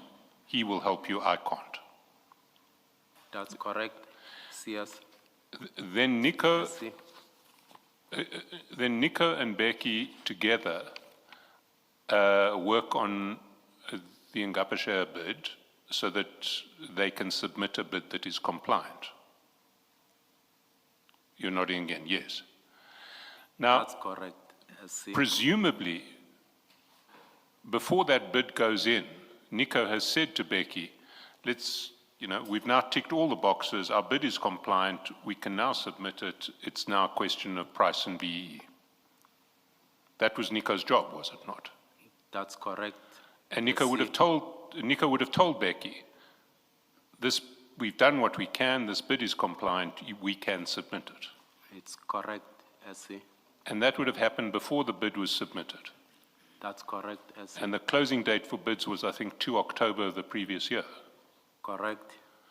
So 5 months previously, Nico and Becky would have had one or more meetings where they finalized the bid. Nico would have told Becky, this bid is, we're good to go now, submit. That's correct. So why would Sergeant Nkosi now, 5 months later, need you to ask Nico, was the bid compliant? He asked me to say, much as I indicated, he requested me a previous day. Unfortunately, I could not verify to say, apart from Peggy, which bit did he also assist in terms of compliance? He wanted, me to send him those names. Oh, so the request from Sergeant Nkosi was not confirm that the bids are compliant, but did Becky help anybody else? Did Nico help anybody Sorry, else? did Nico help anybody else? Correct. Sorry, yes. I see. And Nico writes back saying, yes, Nico informs you that he helped Ngapashe and El Shaddai. To say the 2 vehicles for land are the following. So the wording, the 2 vehicles for land are Ngapashe and El Shaddai, was Nico's wording. Was Nico's word.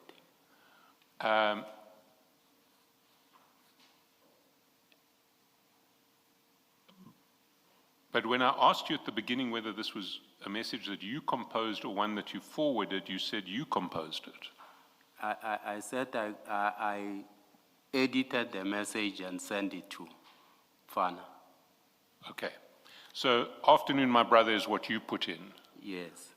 I trust you are well and your family. My sincere apologies for the delay in sending this message. That's all you. Yes.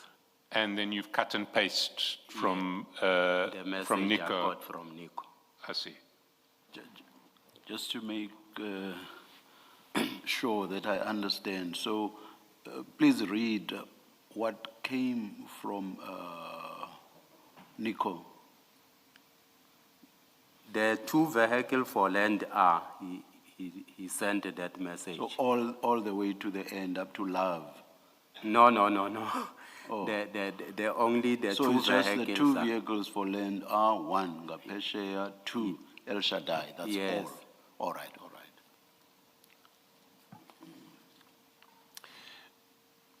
If we go to page 148, that would be a file 3, not file 4. File 3. 3. The same. That's the chat of the CFO and Sergeant Nkosi.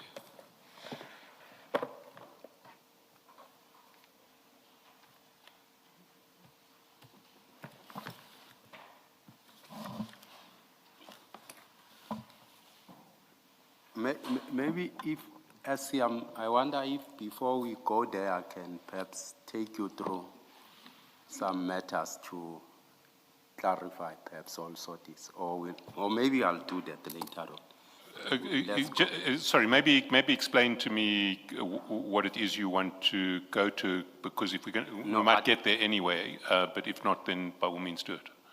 Maybe I'll go when we are done with. Okay. Yes. So, do you have page 148? File 3. Yes.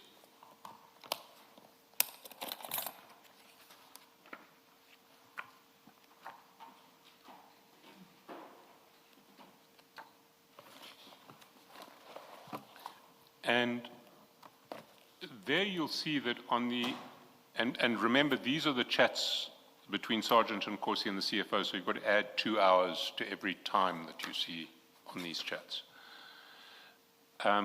You'll see that on the 11th of March, at 3:21, it says 1:21, but we add 2 hours, so it's 3:21, Sergeant Nkosi forwards to the CFO all 3 of the messages we've been discussing, the messages that you sent him. The first one saying, afternoon, my brother, I trust you're well and your family. My sincere apologies for the delay in sending this message. The 2 vehicles for land are Ngapashe Security Services and El Shaddai. Have a blessed Sunday and lots of love. That's the first, and then immediately underneath the list of the 7 companies, and then below, afternoon, Captain, I trust you're well and your family. The above's from the Red Berets. Please check with Mfowethu if it's the same with his from CIC to verify the authenticity. And you'll see that if you go on to page 149, a few minutes after sending there is a call at 3:24 that Sergeant Nkosi makes or tries to make. Then he sends a message in Mfowethu. Then there's another call at 3:25, and then at 3:26 the CFO calls back. And then there are some calls later on in the day. Now, from your evidence, I understand that you expected Sergeant Nkosi to forward the second and the third messages to the CFO because you wanted the CFO's response to the suggestion that those companies were EFF companies. Is that correct? Yes. But you didn't expect him to forward the first one? I only asked him to do the one to verify for me the second one. Yes. Yes. So you don't know why Sergeant Nkosi forwarded the first one? No, I wouldn't know.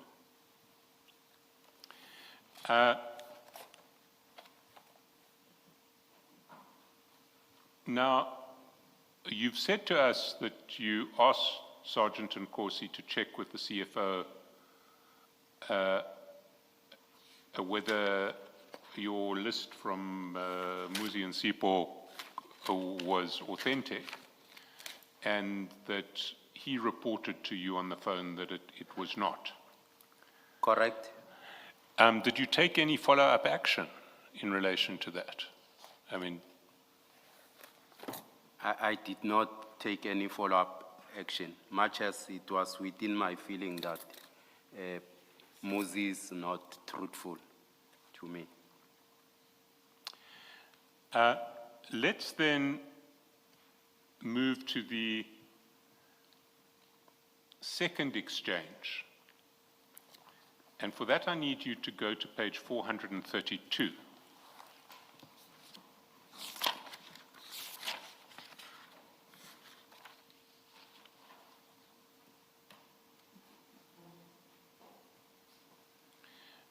And there in chat number 6,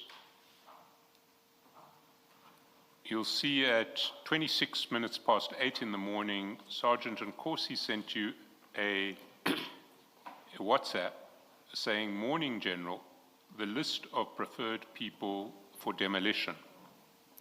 Before we get to that message, I want to take you to page 152. Just remember that's 8:26.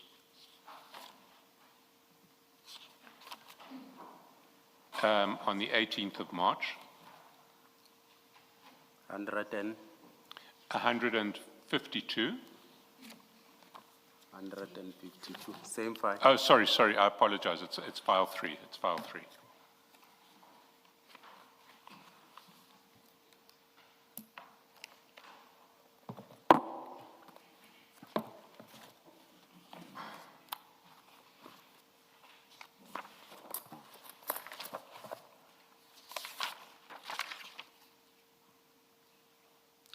And there you'll see, just towards the foot of the page, at 6:22, which means 8:22, 8:22:47, there was a call from the CFO to Sergeant Nkosi. So at 8:22:47, there's a call from the CFO,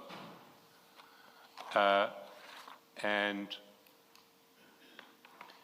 if we go back to 432, we'll see 8:22:47 was the call, 8:26:32, well, in fact, if we go a little earlier, 8:25, there's a call from Sergeant Nkosi to you, or an attempted call, and at 8:26:32, Sergeant Nkosi sends you a text, "Morning, General, the list of preferred people for demolition." What was Sergeant Nkosi asking you for? I think the task is clear, SC, that he's looking for companies for a land invasion tender. What does he mean, preferred people? He said he need people that, he preferred people for demolition, but he was looking for me to check with Nico which people did he assist. But why would the people assisted by Nico be preferred people? I can't tell SC on that one, but that's what he was asking for.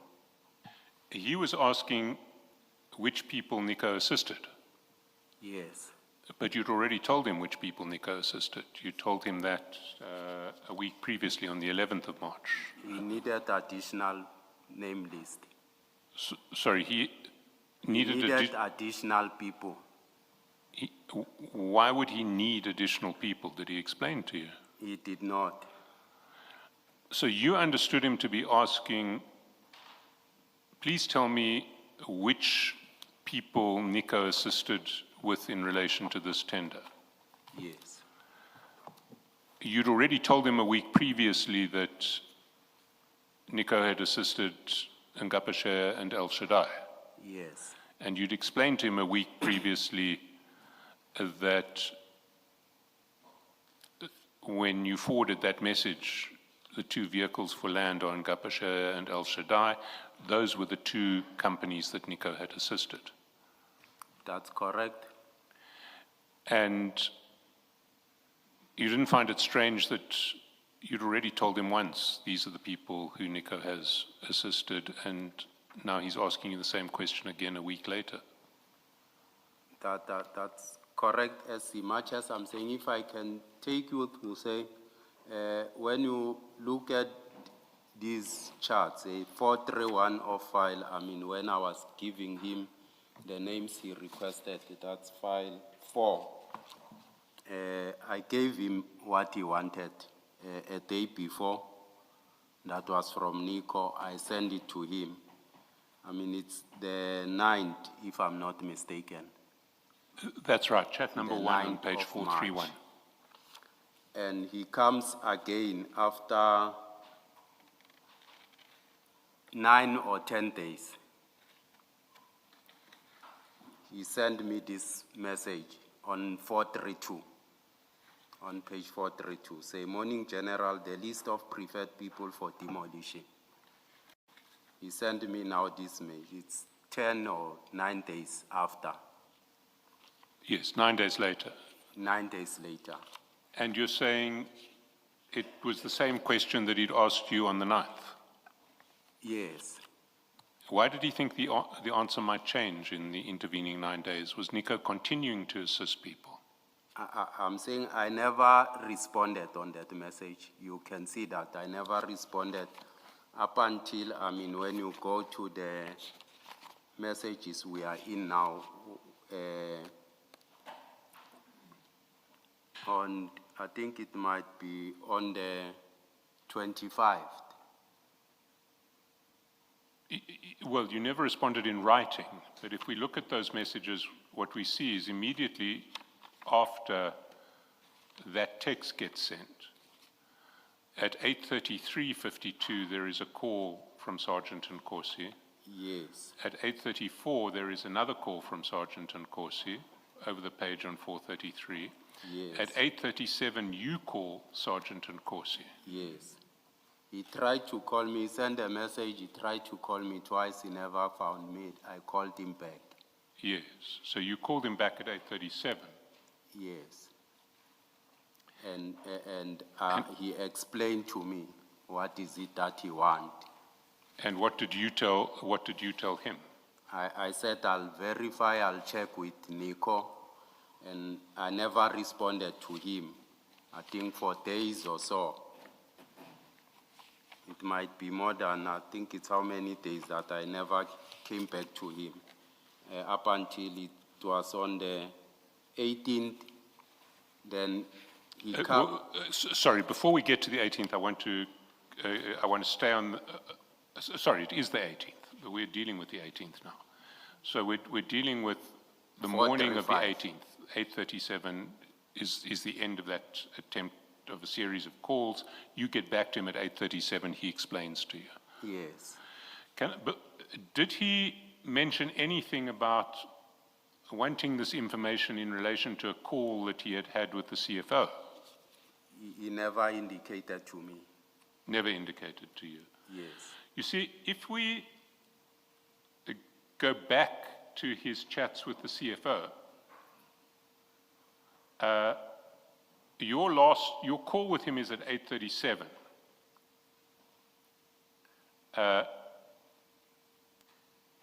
So the sequence is, he gets a call from the CFO, we've seen already, early in the morning, at 8:22. At 8:25, he calls you. At 8:26, he sends you this message, Morning General, the list of preferred people for demolition. Then he tries to get you, you come back to him at 8:37. And you explain to him that the only two people that Nico had helped were Ngapashe and El Shaddai.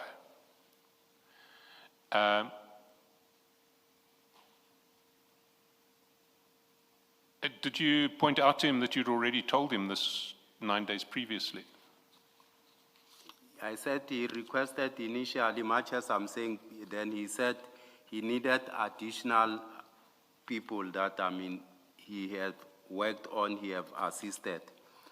It's the 18th here of March, as you can see. Much as I was trying to indicate to say, I might not be, privy to Sergeant Kosi's discussions with the CFO. He came initially, I gave him, he wrote again on the 18th, and up until he explained to me. And I never went back to him. I think perhaps I was caught up or busy with other things. Up until he comes again back to me on the 25th to say, I requested you to check for me. Could you kindly do so? I need that, urgently so. Well, we'll get to the 25 quite soon, but before we do, why would you understand people who had been helped by Nico as preferred people? Because his message to you is the list of preferred people for demolition. What makes the people who have been assisted by Nico preferred? I took it maybe because he assisted Peggy, I don't know. No, it doesn't make sense, Deputy Chief, your answer. The question is, the message says, the message from Sergeant Kosi is list of preferred people. Why would you understand that to mean people who have been assisted by Nico? It's a very specific choice of words. Yes. The list of preferred people. He doesn't say in this message the list of people assisted by Nico. He said prefer, and it does have a specific meaning. Why would you understand this to mean people assisted by Nico? Preferred people, I'll explain it when we come to the 25, because he said he needed people who Nico assisted in terms of compliance, that their bidders, Nico could see to say these comply, that he preferred to say they meet the requirements. No, it's the 18th of March before you get to the 25th. Yes. We are at the 18th of March. On the 18th of March, why did you understand this to mean people who have been assisted by Nico? As preferred people. Why do you understand Sergeant Nkosi saying preferred people? Why do you understand that to mean people assisted by Nico on the 18th of March? I understood it as people who meet the compliance standard of the tender as preferred people. Yeah, now, can you just explain it again? Maybe it's me, it's not you. I'm saying I understood it as people who meet all the requirements as preferred. You see, that's different from saying people assisted by Nico.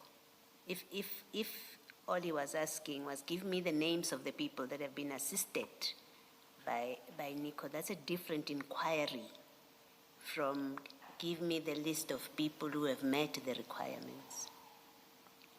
I don't know why he wrote it this way, but he said it was people who are preferred in terms of meeting the requirement.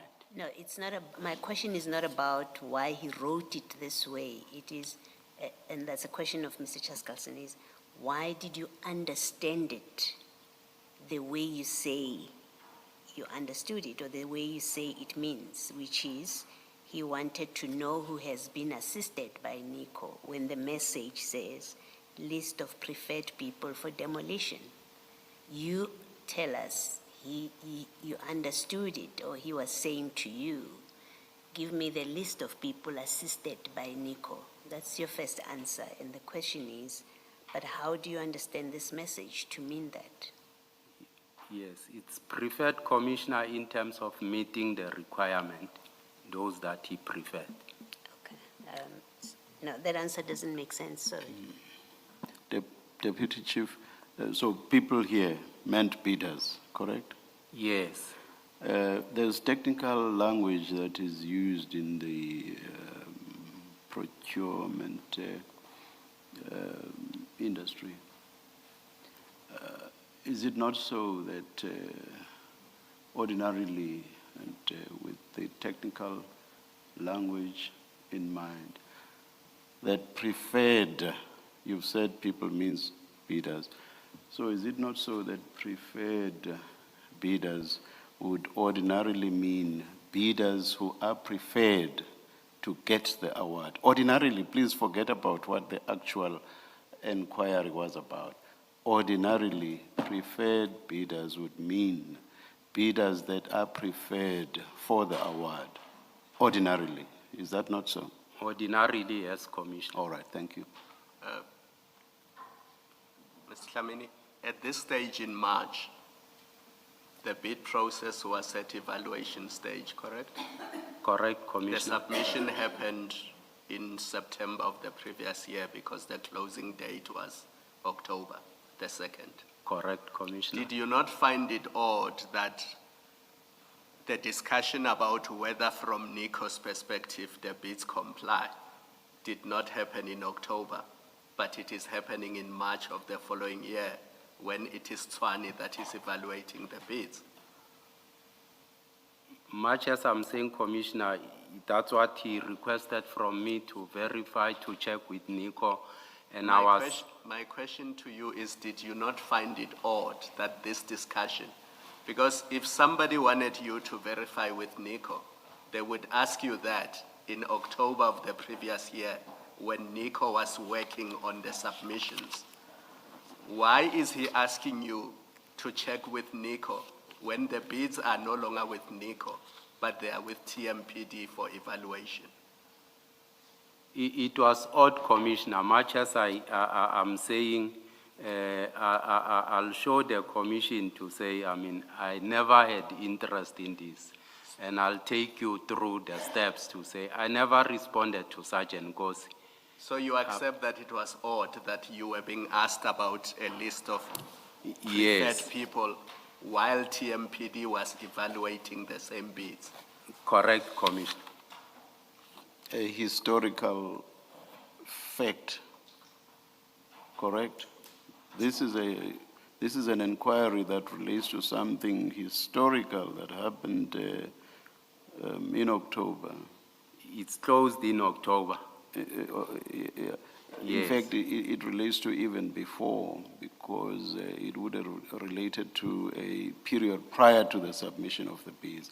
So quite historical.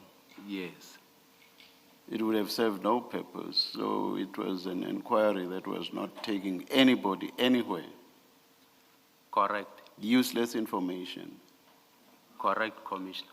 that did not. Much as a Commissioner, you'll take into account that when he came back again on the 25th to me, I sent him a first message because I'm saying he's looking for something that, he came for the first time, I gave him those names. He comes again, then I send him the first message that I explained to say, these things I thought, they are put to rest. This is what Nico told me. And you did not ask him, but to what end?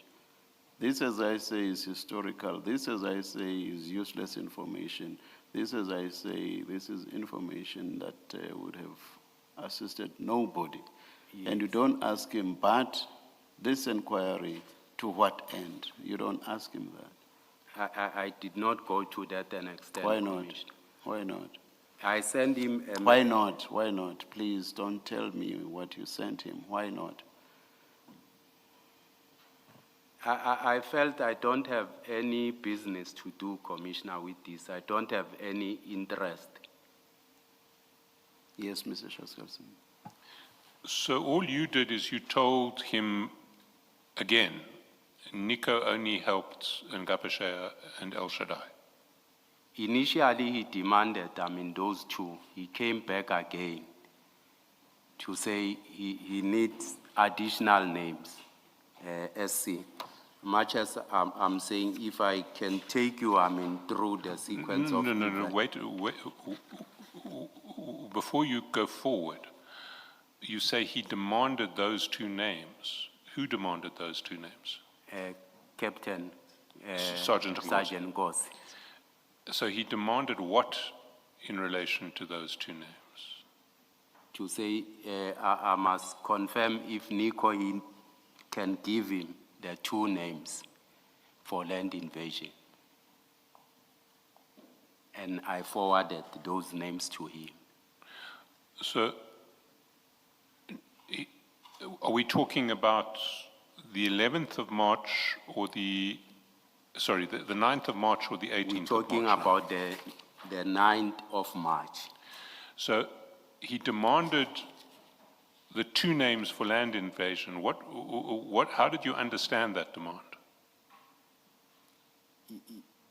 Much as I'm saying, he said I must check with Nico to give him two names that he have assisted in terms of the land invasion. So he has, so the first question that he gets is, give me two names from Nico of companies he has assisted for land invasion. Yes. Now he knows that Ngapashaya has been assisted by Nico because you have told him, Yes. use Nico to help your brother because I can't help your brother. Yes. So it's not much use to him to be told by you that Nico has helped Ngapashaya. He already knows that. Yes. So when you say he wanted the names of two companies that have been assisted by Nico, why would he be interested in Ngapashaya in that context? He knows that Nico's helped Ngapashaya. Yes. But so why would he ask you to confirm that which all three of you, Nico and Sergeant Nkosi, clearly know and have known for the last 6 months, that Ngapashaya was helped by Nico in preparing the bid? Yes, he wanted two Ngapeshaya and the other name. So he was, so the demand was, I want to know which one other company apart from Ngapashaya was helped by Nico. He wanted two names, yes. Yeah, Two names, but he Ngapeshaya and the other. yes, but he didn't want two names because he already knew one of those names. He knew that Ngapashaya had been helped. You knew that Ngapashaya had been helped. Becky knew that Ngapashaya had been helped. All three of you knew that Nico had helped Ngapashaya. That's correct. So he wouldn't be asking you to confirm that Nico had helped Ngapashaya. That's what he looked for, SC, from me. But, sorry, Deputy Chief, it just doesn't make sense at all, because he wouldn't ask you a question. Who was helped by Nico? Was Ngapashaya helped by Nico? When he knew Ngapashaya was helped by Nico, You knew that Ngapashe was helped by Nico. You knew that he knew that Ngapashe was helped by Nico. How could he be asking you to confirm that Ngapashe was helped by Nico? You both knew that that was the case.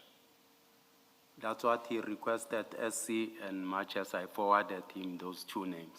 That's not the question, Deputy Chief. Why would he ask this when he knew that all the role players knew that Ngapeshe had been assisted by Nico? Why? The question is why. Can you please answer the question now? I indicate, Commissioner, to say, he asked me to say, give me two names, being Ngapeshe and the other name that Nico assisted. That's still not answering the why. Please, Deputy Chief. I'm not sure, Commissioner. That's not about what he asked for.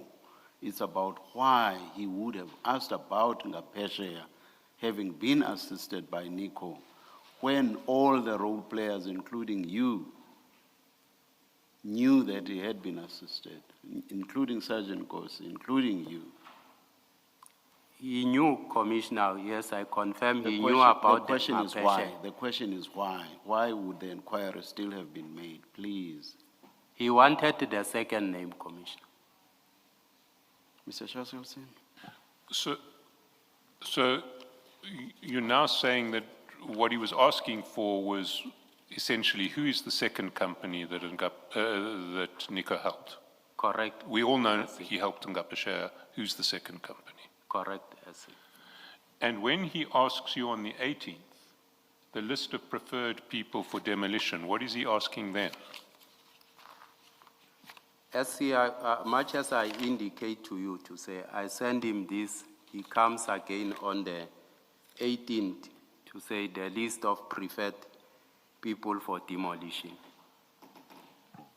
And what did you tell him? Because you explained, well, first, what did you understand by that request? What was he asking? To say he needed a list of preferred bidders for land invasion who have tendered. So now he wanted a list of preferred bidders. Yes. In other words, the bidders who have made it through a stage of evaluation to the point at which they designated preferred bidders. Yes, bidders who have tendered and so forth.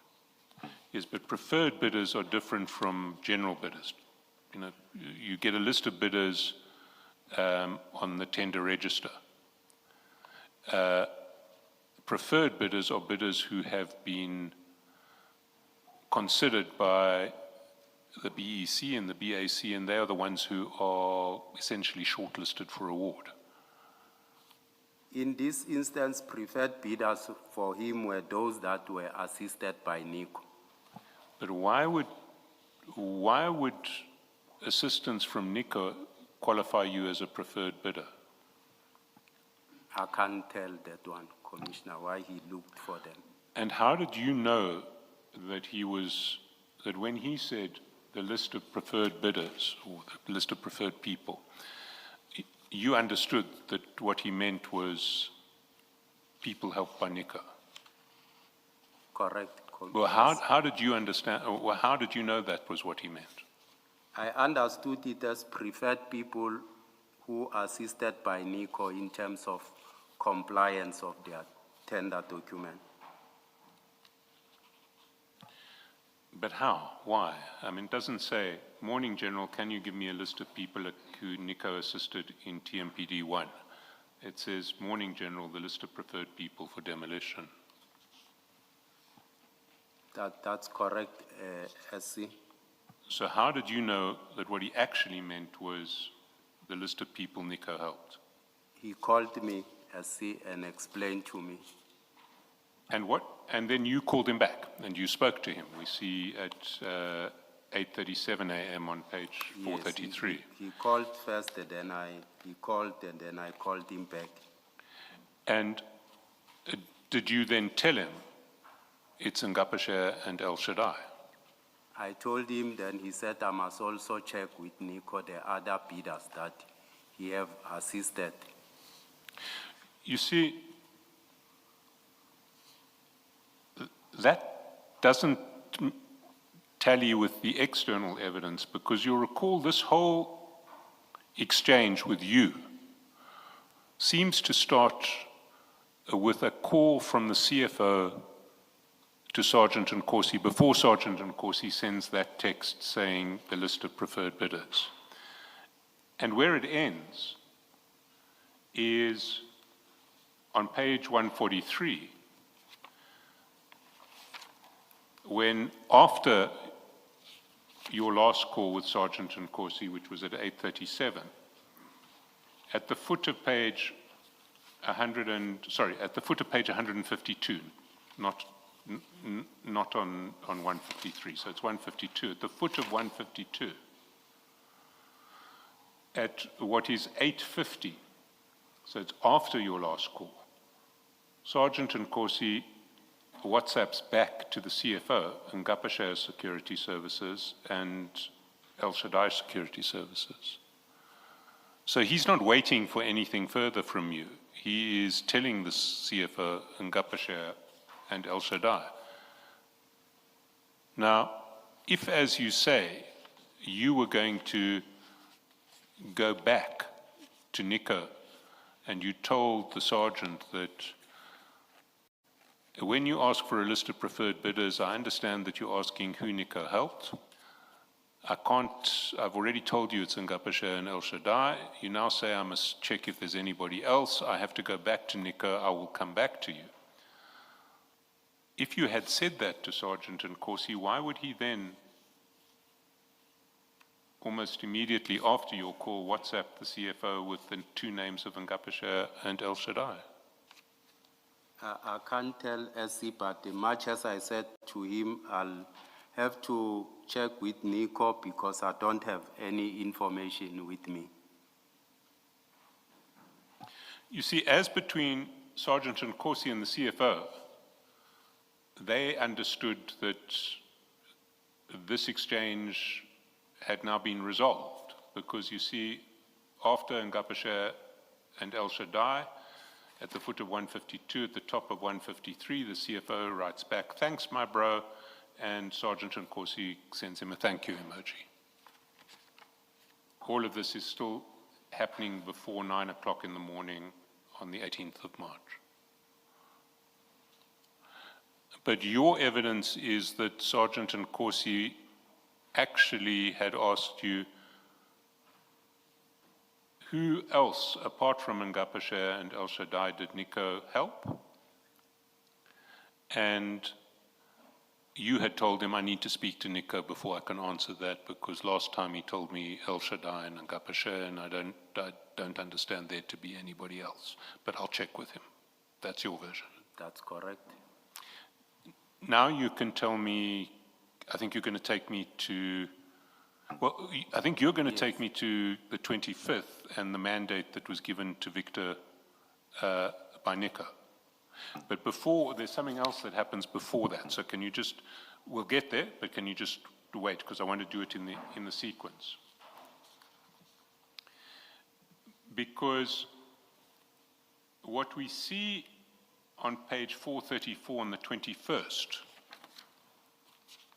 can you go to 434? Yes. In chat number 3, Sergeant Nkosi forwards you a message that says, "Good morning, I had a meeting with Action SA and EFF yesterday. Telling me to submit 5 is an insult and didn't sit well with me." Now, how did you understand that message? He then called me and explained the message, what is it all about, because I did not understand who had a meeting with Action SA and EFF in this regard. And what did he explain? He told me that is a message that was sent to him from the CFO. I mean, I think he got it up from the deputy mayor or something like that. So who apparently had the meeting with Action SA and EFF? I'm not sure who had the meeting. But who did Sergeant Nkosi tell you I just had asked the him meeting? where does the message emanate from and what is it in conjunction with. And he told you that it came from the CFO, and he mentioned the deputy mayor, Yes. but did he say, you know, who had had the meeting with the EFF and Action SA? He never explained that to me. But the purpose of your call was to get clarity. You know, what's this message about? Surely you'd have asked them who's meeting with Action SA and EFF. He called me. He just said he wanted to show me that things are happening. And did he explain that the things that were happening around TMPD 1? That's exactly what he said. And so somebody was meeting with Action SA and EFF, he was telling you, and that somebody had been told to submit 5 bidders and thought that was an insult. Yes, that's what the message indicate. And what was your response? I just said it means then there's high contestation.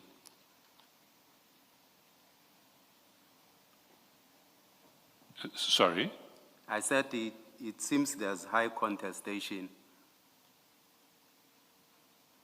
High conversation. High contestation, perhaps in the political sphere or something. Have you encountered, you know, political sphere interference in tenders before in your time at Tshwane? I haven't, I took a decision long ago not to engage with politicians for personal reasons. I don't talk to politicians. But have you been aware of political sphere interference in tenders previously, even if you haven't been involved in it? No, never. So this was the first time in your experience that you'd encountered what seemed to be an attempt at political interference in the award of a tender? The message that he showed me, I said there's high contestation. The thing is that I avoid politicians for personal reasons, as I indicated. I have a history in politics, so I avoid them. The high contestation that you referred to, you mean for the tender? To do Yes. with the tender? Yes. Okay. And that's contestation by political parties who want to influence the award of the tender. I took it like that.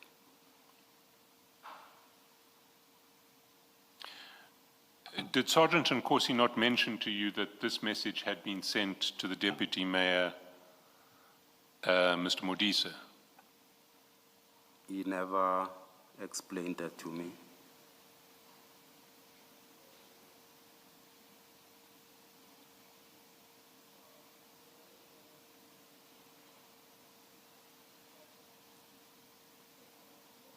And your response was what? Just you don't want to be involved in this? Yes. Stay far from politics.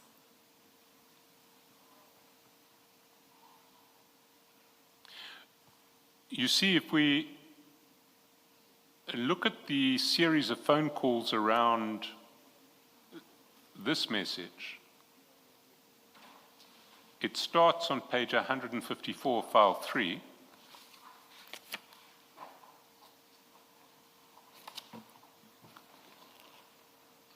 File 3.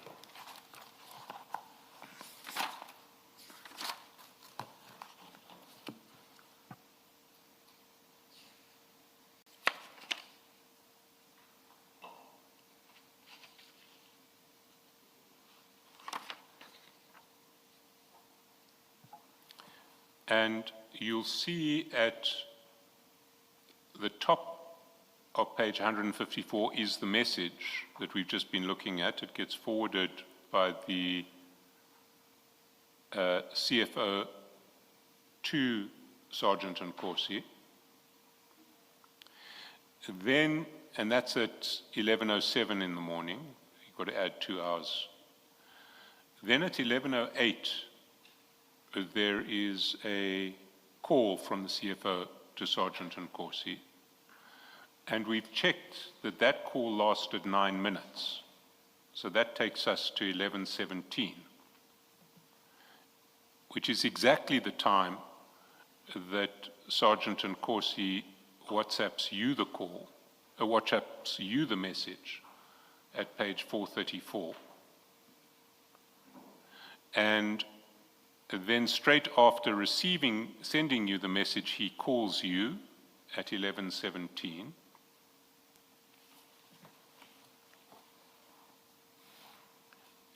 Then if we go back to page 154, we see that he sent you the call at 11:17. He's made you a call at 11:17. At 11:18:26, the CFO calls him. At 11:19:51, he calls back. At 11:20, he calls back. At 11:20, he calls back again. At 11:21, the CFO calls him. That's at 11:21. We go back to your exchanges at page 434, and we see at 11:22, in chat number 5, there's another call between you and Sergeant Nkosi.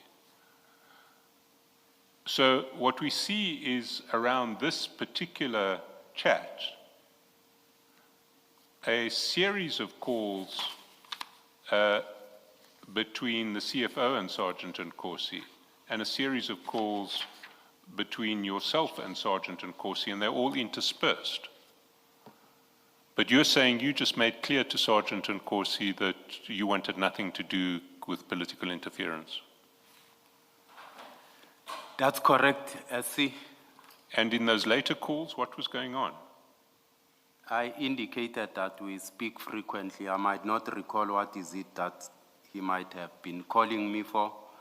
I mean, sometimes he'll call me with regard to issues regarding either my son or whatever the case it might be. So we speak frequently. It might be either a coincidence, but when I speak to him, it's on many aspects that we speak about.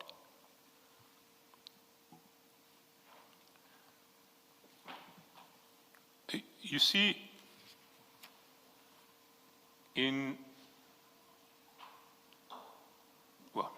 let's go to the third exchange, which is, I think, the one you wanted to take me to, which is the 25th of March, page 439.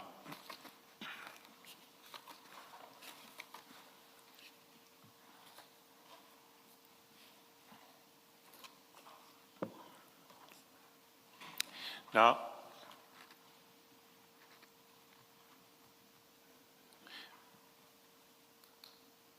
maybe before we get to 439, we should get to 436.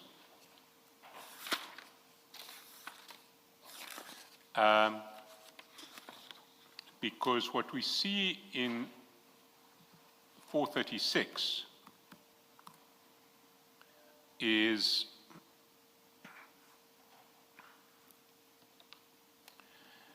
that on the 20,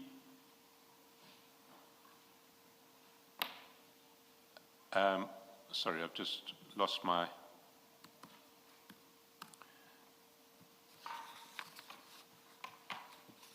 if you look at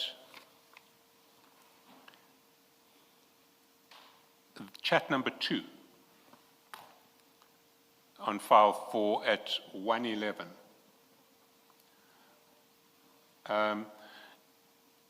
Sergeant Nkosi at 1:11 p.m.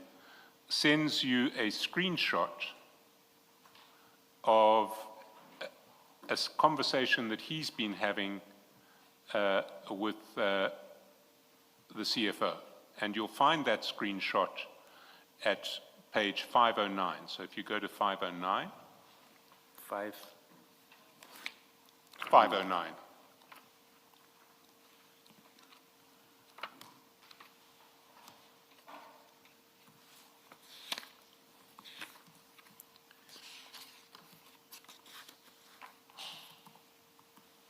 And you'll see there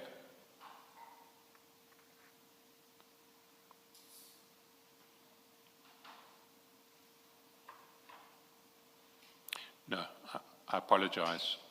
I apologize. We've got the wrong screenshot here. We don't have the correct screenshot. I won't go down that road. That screenshot was sent the day before. We haven't got the right one. But if you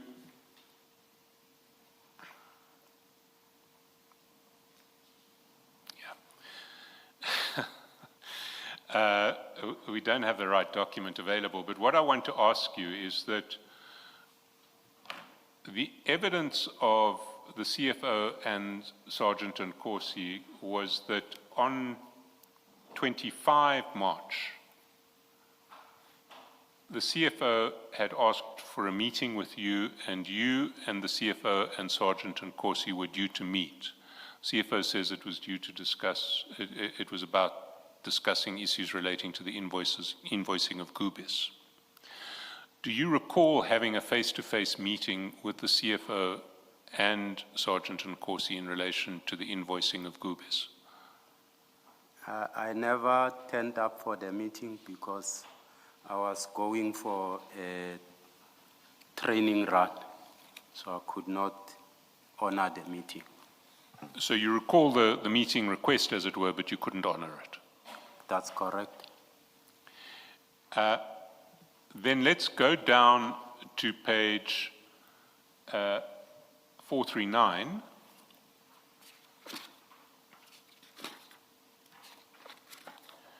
And there you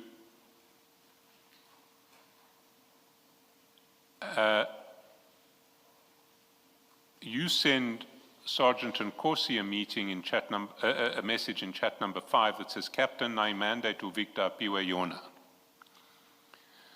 So what was that message about? As much as I'm saying, let me then explain this to say if you go from, the matters where they've started, as you have been indicating, when I gave Sergeant Nkosi, requested those 2 names when I gave him on the 9th, you'll realize that, I gave him the names as it was said, these are my bidders or my companies. He comes again, on the 18th with that message, Morning General, the list of preferred people for demolition. And we spoke on the phone, he explained to me, and I said, I'll check with Nico.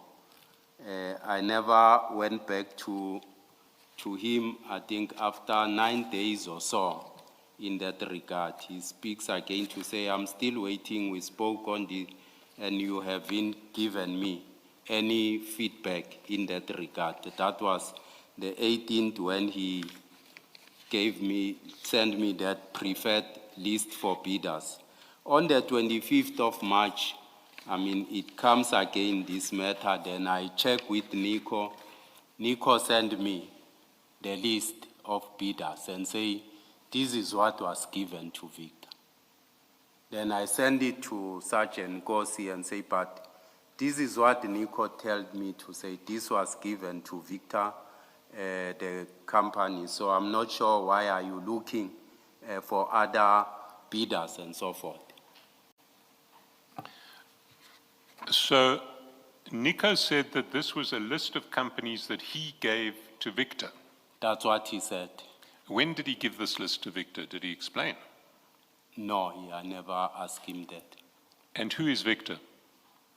Victor, I knew Victor as the person who works at supply chain.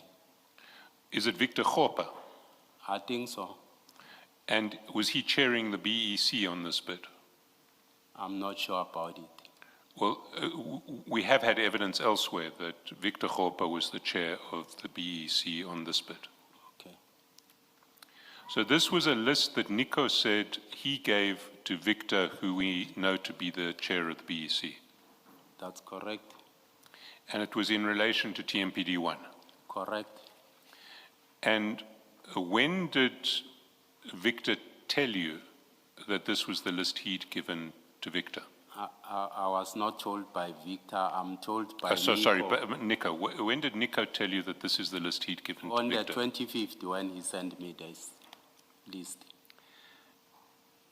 And if we go back to your message to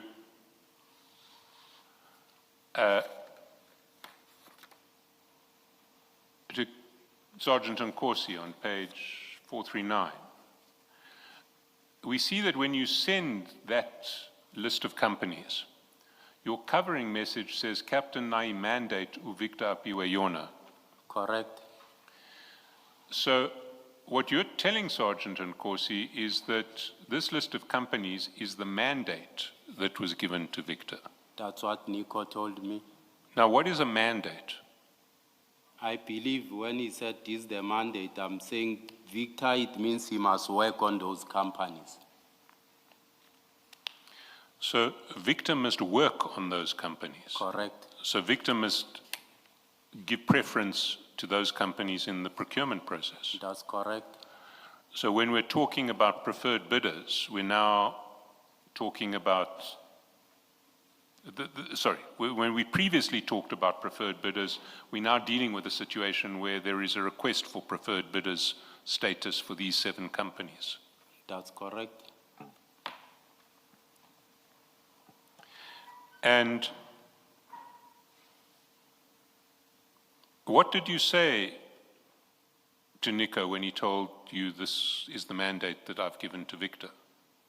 As much as I send it to Sergeant Kosi to say he's looking for something while I'm being told to say already Victor was given a list of preferred bidders.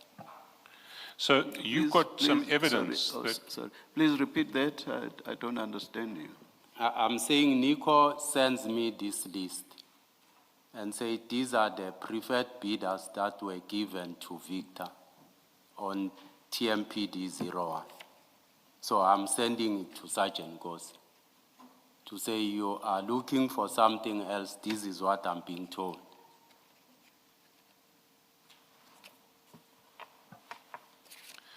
So Sergeant Nkosi asks you for a list of other companies that Nico has assisted. Yes, You give him back a list that Nico tells you he has given to Victor as the mandate for TMPD 1. yes. So Nick, Then he tells me to say, no, check with Nico. I need to send the other names to the CFO. If you can ensure that Nico gives you other bidders that he have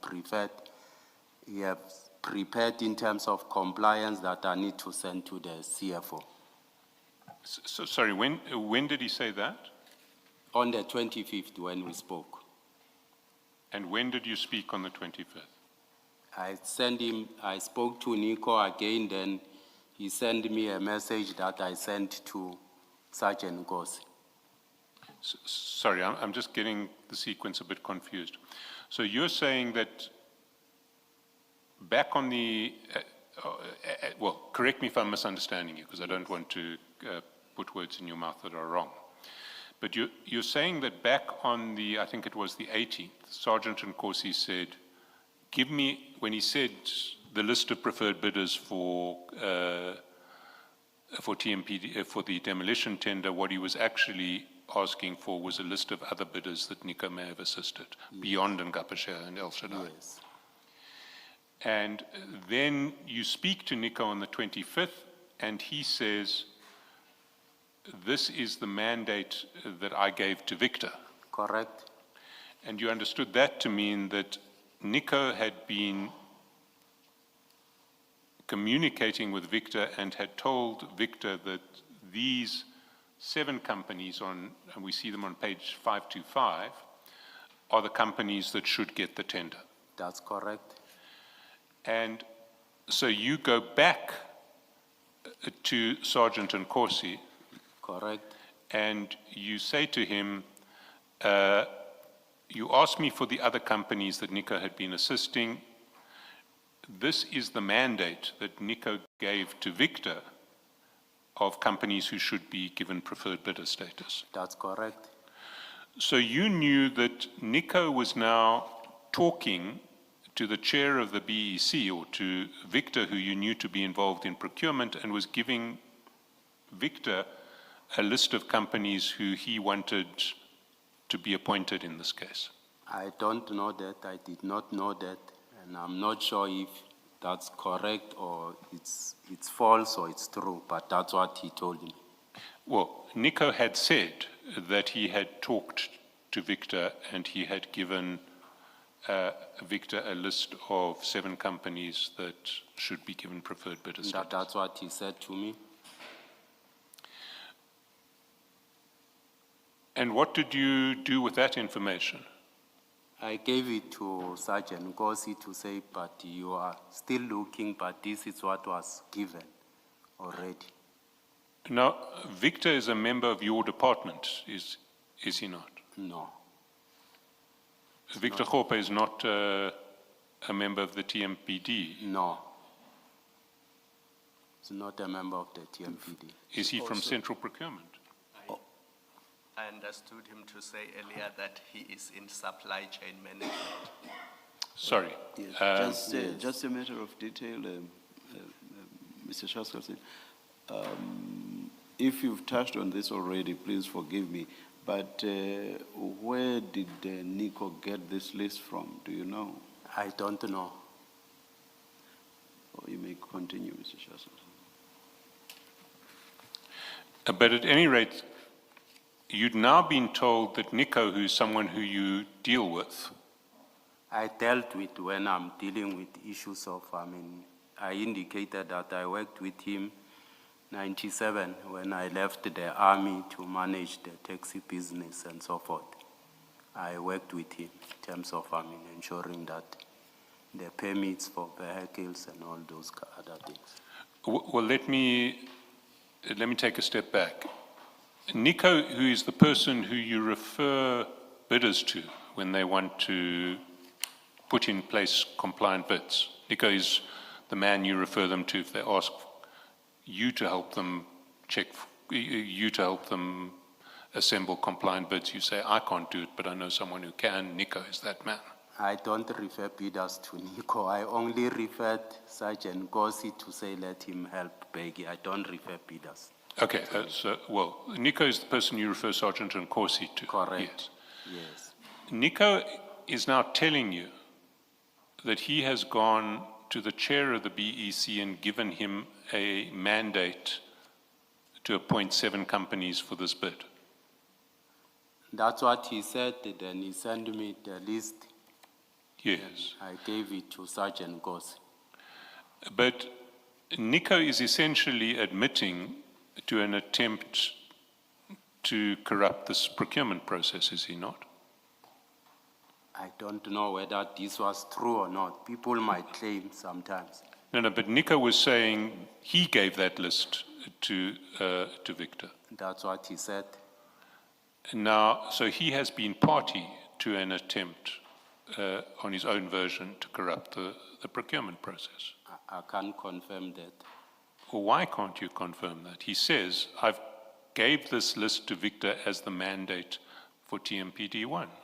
I've seen a lot of people who lure people to say they have either connections within the city, they can help them and so forth, just to benefit, of which it's not true.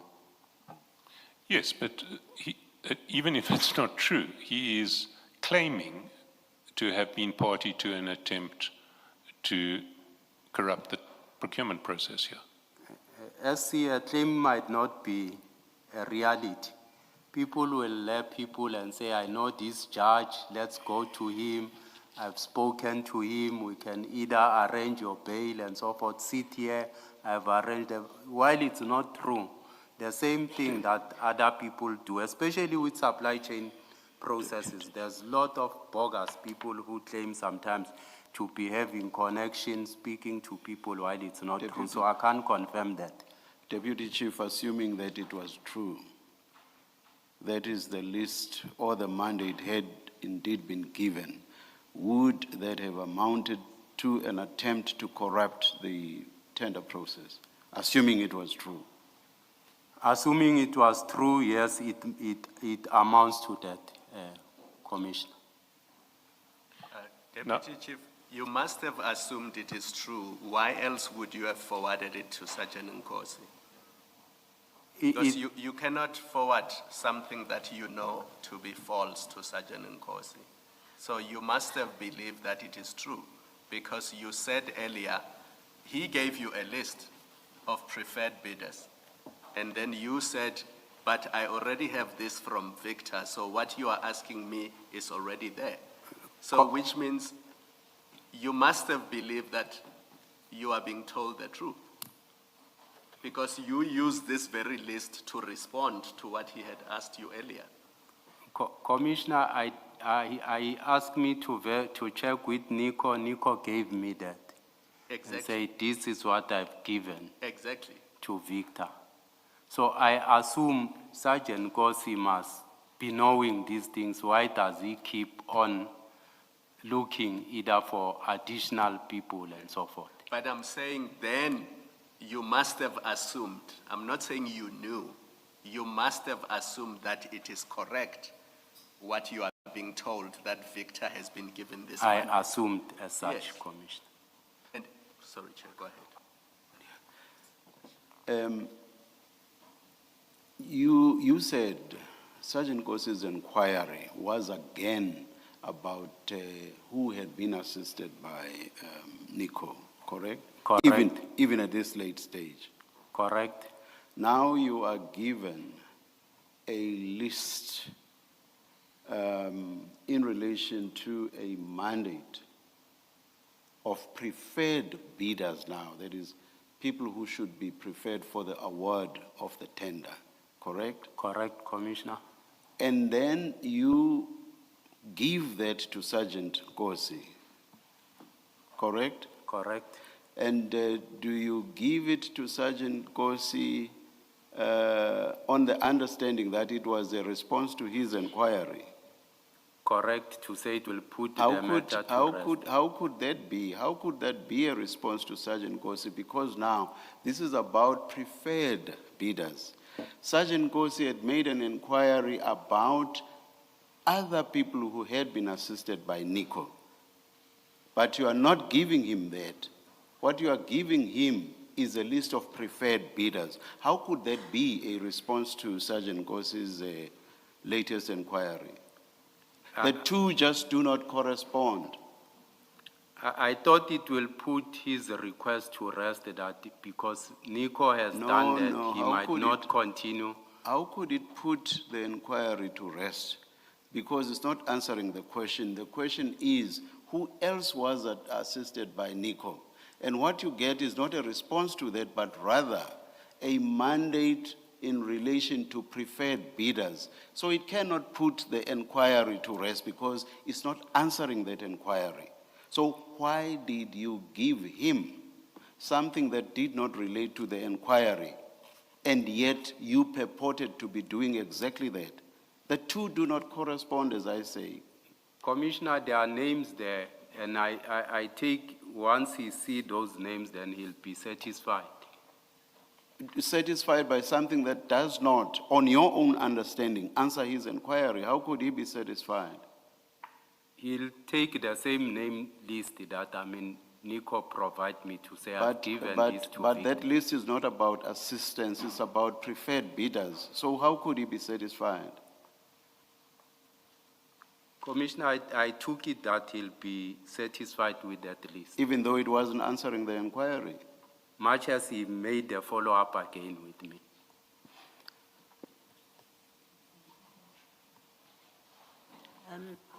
Deputy Commissioner, Nico, who is Nico in the scheme of things?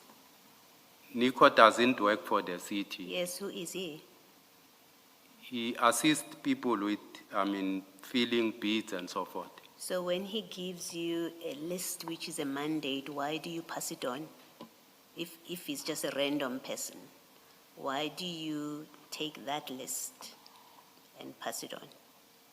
Much as I'm saying, Sergeant Kosi requested me to check with him, then he gave me that list. No, your message says na mandate Victor apiwe yona. So Victor, you've spoken to Nico. He's told you that he's got a mandate to do with this list. Yes. Whether he's telling the truth or not Yes. is irrelevant to my question.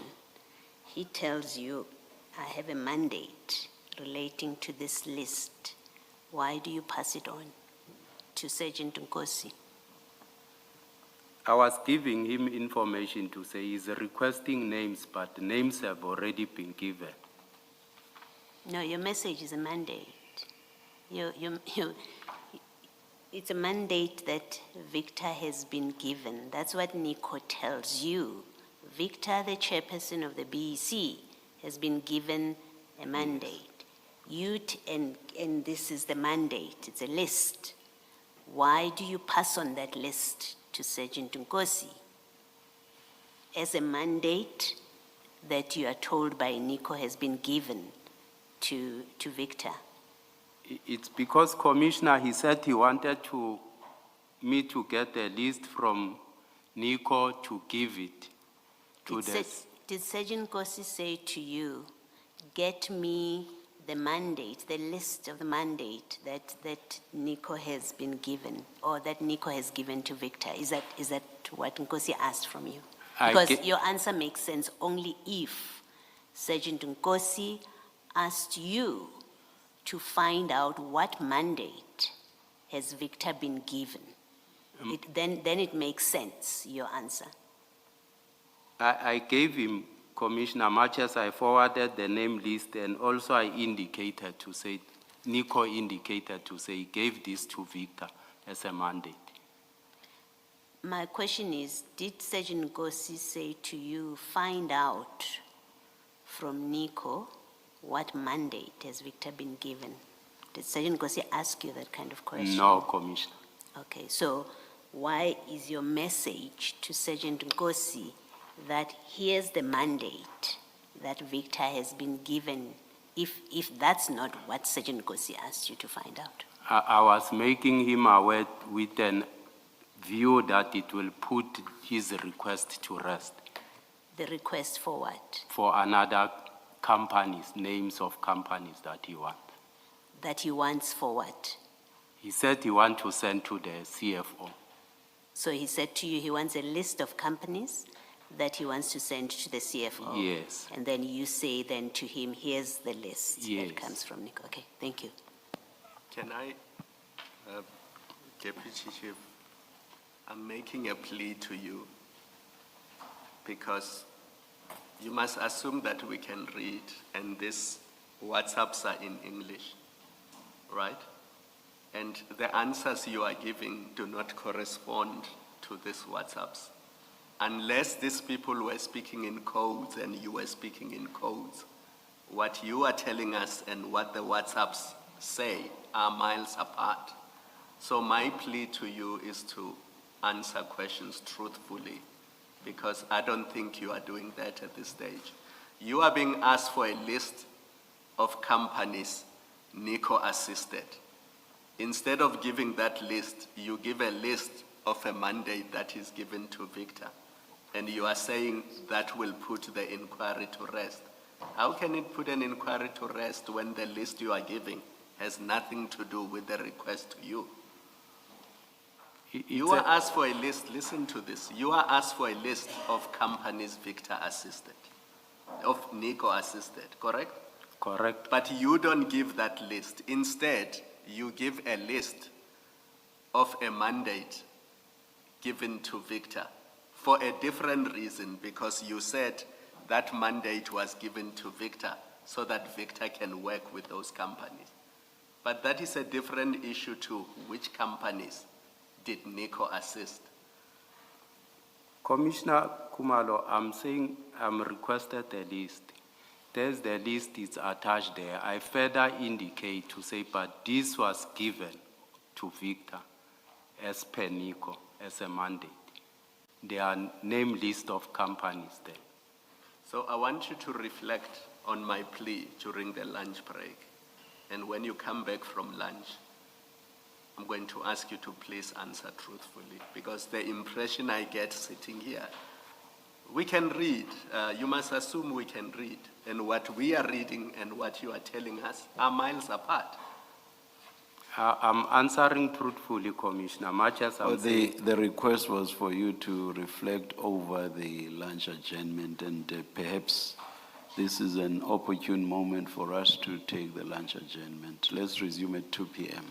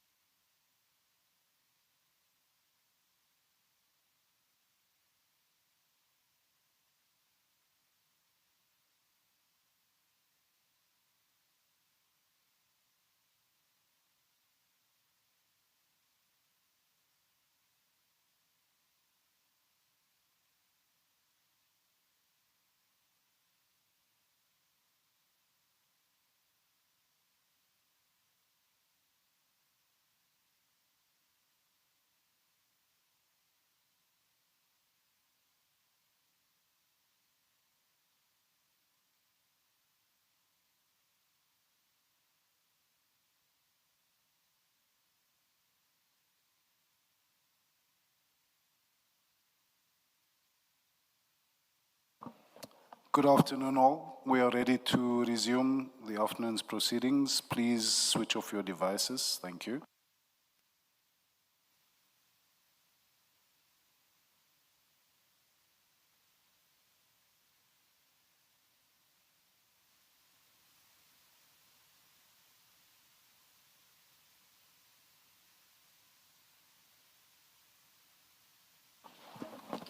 Yes, Mr. Shazwatsi.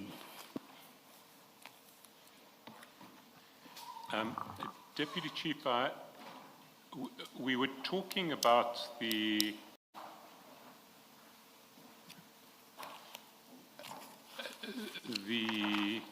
WhatsApp that you sent to Sergeant Nkosi in relation to what you had learned from Victor.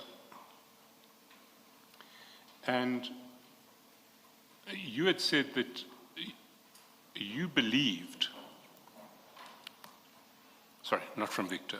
You spoke to Nico, not Victor. You believed Nico when he said to you he had given a mandate to Victor to give privilege to those 7 companies on his list. That's correct. I see. Now, flowing from that, you would have believed that Nico understood that Victor was open to interfering with the regularity of the bid to give preference to those 7 companies. That I can confirm, SC. Well, you can't confirm that he was, but you must surely be able to confirm that Nico thought that he was. Yes, much as I'm saying, Nico might have thought so, but I can't confirm that. Well, I want to ask you,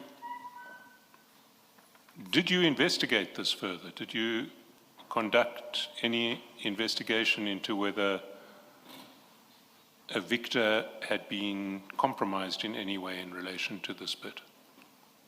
No, I did not do so. Is that not something that falls under your responsibilities as head of internal affairs? No, I think tender irregularities are being dealt at by group audit and risk. Now, there's a difference between tender irregularities and tender malfeasance, somebody who deliberately rigs a tender. Does that not fall under your jurisdiction? No, it doesn't fall under my jurisdiction. So if you receive information that someone has taken a bribe, I'm not saying this happened in this case, but if you receive information that someone has taken a bribe to rig a tender, is that not something that, someone within the city, is that not something that is your responsibility under internal affairs? SC, I believe that there's quite a number of incidents where people allege things that are not there. We'll get to that shortly, but my first question is, if you receive information that someone has taken a bribe to rig a tender, is that your responsibility to action as head of internal affairs? If that's reported, SC. If that's recorded? If that's reported, Reported. it has got a complainant in that regard. So if a complainant comes to you and says, this tender official has taken a bribe on this bid, it's your responsibility to investigate. He has to reduce it in writing, Commissioner, as SC.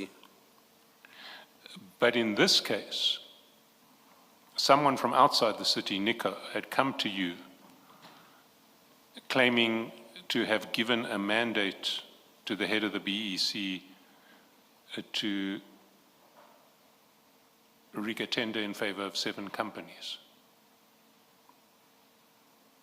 You had one potential perpetrator admitting that he had done this.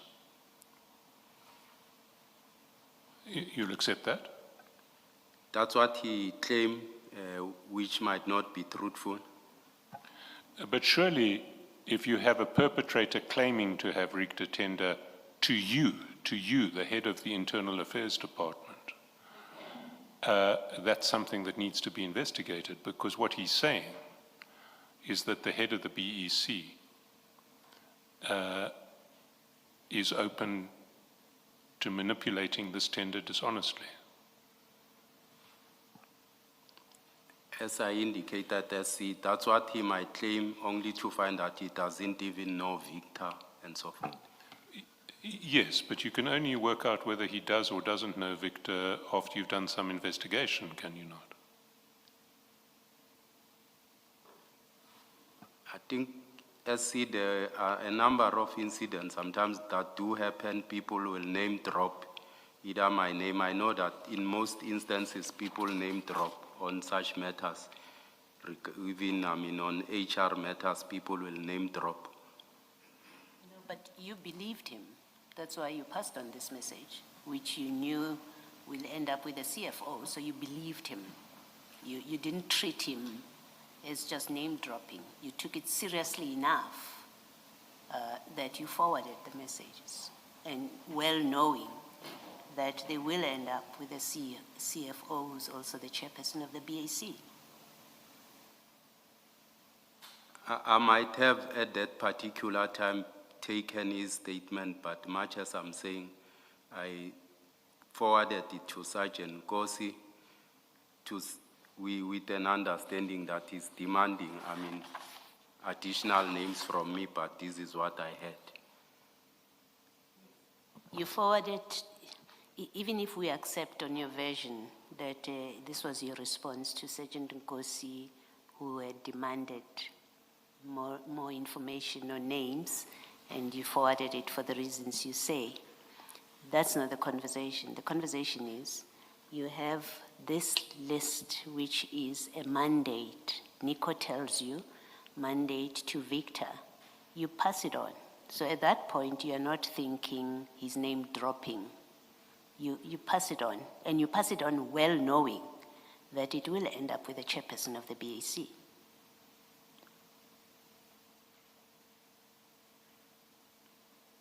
He might have shared it with him, yes. No, you knew it was going there. Your dealings, all your dealings with Sergeant Kosi about this tender are that he is the middleman between you and the CFO. You know that. And we see that in the WhatsApp messages, and we are not disputing that. You knew and you intended to communicate with the CFO through Sergeant Kosi, so you knew that's what's happening. Sergeant Kosi is outside TMPD, so it wasn't just for him to use. You knew this is part of information that will end up before the BAC when you forwarded it. That's not correct, Commissioner, because I don't have any dealings with the CFO. You have dealings with the CFO through Sergeant Nkosi. You keep saying, tell him forward to this, give this to Mfowethu, and you've agreed that Mfowethu is the CFO. Unless you want to change that part of your evidence. But your evidence is, you knew that all correspondence, in fact, you say you know that Mfowethu refers to the CFO. You have forwarded things that say, tell Mfowethu to this. So you knew it's stuff that is intended for the CFO. Otherwise, why are you giving this stuff to Nkosi if it's not meant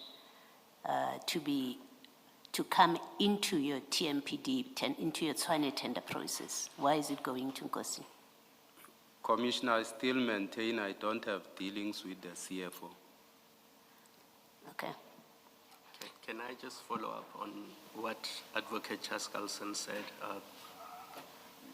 You as head of internal affairs, it goes beyond that. You are an employee of the city of Tshwane, correct? That's correct, and this Commissioner. tender concerned your department, TMPD, correct? That's correct. And as employee of the city of Tshwane, do you not have a duty to act in the best interests of your employer? I do have that duty, Commissioner. And do you accept that if what Nico told you was true, then this tender would have been compromised? If it was true, what Nico told you, then this tender would have been compromised. Yes, if it was true, but much as I indicate that people claim to be knowing people and it doesn't happen. As it stands amongst, that mandate list of companies, not even a single one, I think, was appointed. But that's what Nico made me to believe. Yes. But if it was true, you accept that the tender would have been compromised? If I'm it not was saying true, it was true, if what Nico told you was true. yes, if it was true. So Commissioner. why did you not see a need to report it to the City of Tshwane and TMPD that the chairperson of the BEC may have been compromised or may have been given a mandate to compromise the bid? I took it that he might be name dropping the name of Victor. But you once people pick up to say who's the chair of the bid evaluation, they run with it. They go out to service providers and say, we have spoken to this chairperson and so forth. So to you, it was name dropping, and you established that as a fact, that it was name dropping. It emerged as a name dropping. Did you establish that as a fact, or you were only suspecting that it is name dropping? I suspected so. You had not established it, No. and you saw no need to investigate, as Advocate Jaskalsen asked you. I don't think I saw a need, Commissioner, to investigate it. All right, let me leave it there.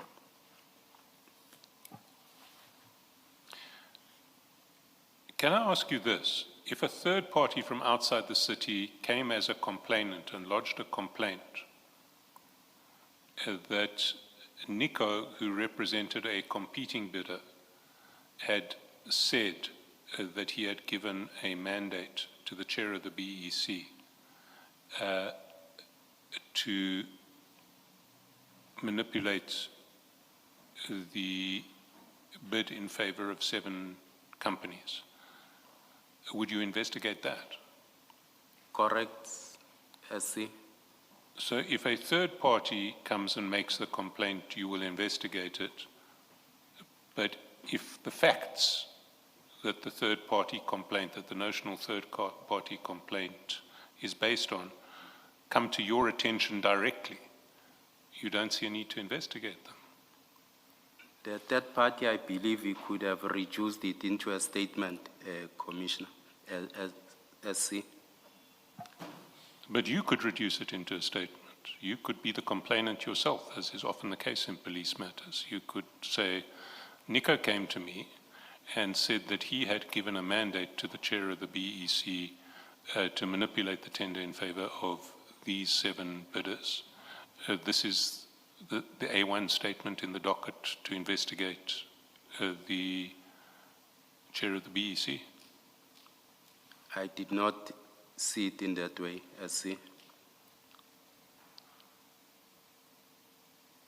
may not have seen it in that way now that it is being raised with you. Nico, an outsider, comes to you, says the chairperson of the BEC has been given a mandate to prefer these companies. Now we put to you that now, even with the benefit of hindsight, if you like, you could have been the one that lays a complaint that would then be investigated. You complete a statement and submit whether to your, I think you call it your integrity unit, the right body in the city, or to the police, where you say, a civilian, a member of the public has told me that the chairperson of the BEC has been given a mandate. You could have done that. You Now didn't that do is- it. We know you didn't do it. You're telling us you didn't see it. Strangely, you say you didn't see it that way, but you could have done that. Yes, Commissioner. Thank you.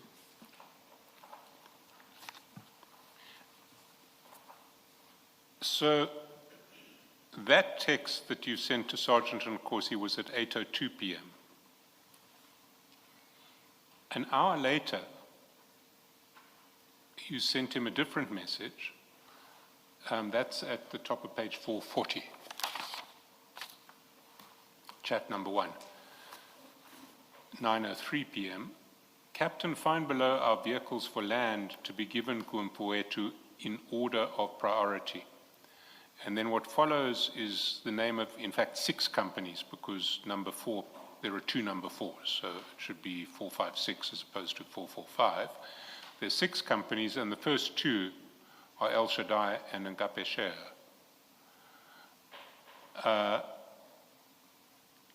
What was that message about? What were you telling Sergeant Nkosi?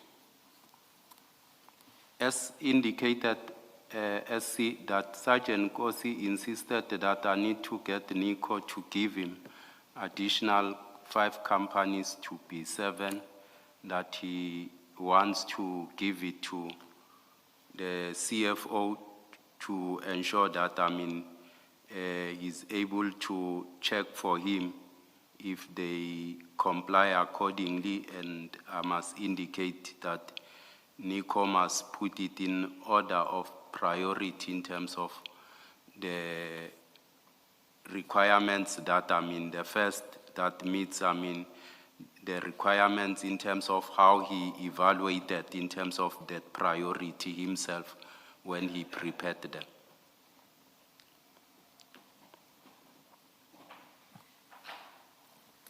But, so you're saying this was a list that Sergeant Nkosi wanted of 7 companies now? Correct. That Nico had evaluated, and that Nico believed to be compliant. Correct. But you'd already asked Nico a few weeks previously, well, not a few weeks, a few weeks previously, before the 9th, to give you companies that were compliant, that he had assisted, and he'd come back with only 2, Ngape Share and El Shaddai. Why did you think now that he would be able to come up with 7? SC, the initial request was that he gives me an additional company on top of Ngape Share, so that there might be 2. Now currently he's looking for additional 5 companies. Additional companies? Correct. That he would have assisted to complete the tenders? That's correct, SC. But again, if we look at the message that you send, it just doesn't square with that explanation. It says, Captain, find below our vehicles for land to be given ku Mfowethu in order of priority. Why would it be necessary to give any of this to the CFO? What's it got to do with the CFO? Sergeant Nkosi requested me that he wants to give them to the CFO to check for him these companies. To check what in relation to the companies? He indicated that he wants to check with the CFO if they comply, they meet all the requirements. But the CFO has no business doing that, does he? Because the CFO is not a member of the BEC. And that's the job of the BEC, not the job of the CFO. And that's what Sergeant Nkosi told me. Sorry, what did Sergeant Nkosi tell you? He told me that he wants to give them to the CFO. But for what purpose? As I indicate to say, he needed them in order of priority, as Nico preferred them in terms of compliance, so that the CFO can check and verify if they do comply. But how can the CFO check? Well, let me put the question differently. You know that the CFO sits on the bid adjudication committee. Correct. Now, if he sits on the bid adjudication committee, he can't sit on the bid evaluation committee. That's correct. Compliance is an issue in the first instance for the bid evaluation committee. That's correct, SC. And members and Tswani employees who are not members of the BEC are not allowed to see anything that serves before the BEC. That's correct. So how could the CFO check for compliance of companies in a bid that was serving before the BEC? SC, I think you should know that the relationship that Sergeant Gossi have with the CFO,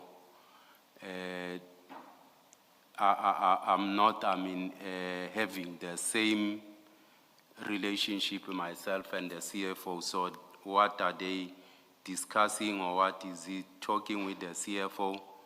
I might not be aware of in most instances.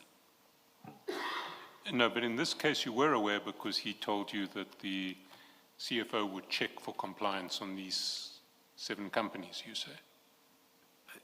Much as I'm indicating, that's what Sergeant Gossi made me to believe, that he's in contact with the CFO on this matter.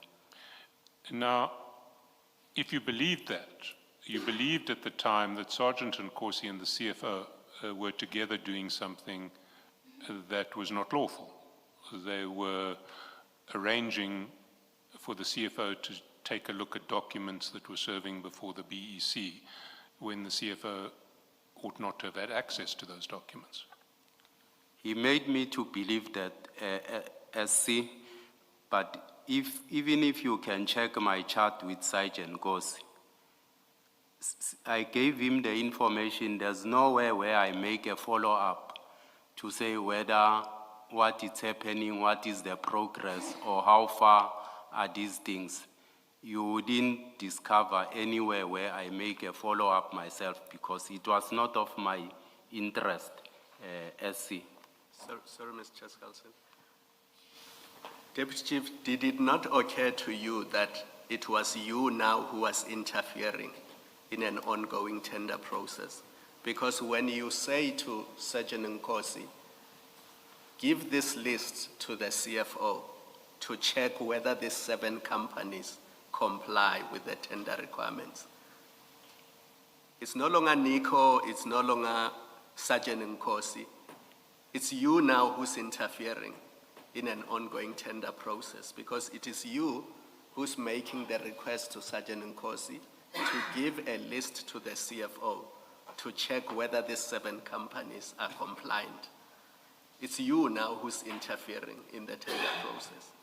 It's no longer other people, this is you. Not true, Commissioner, because I indicated that Sergeant Gossi called me. It's not me. If it was me, I had a vested interest, Commissioner.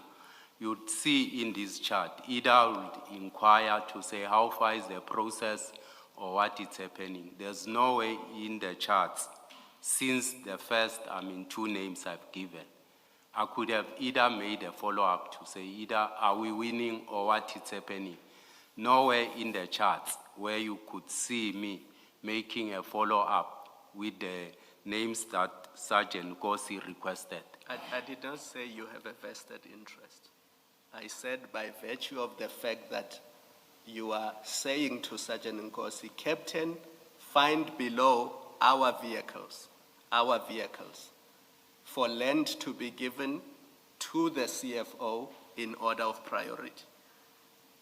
You are giving this to Nkosi, and you are saying Nkosi must give this to the CFO.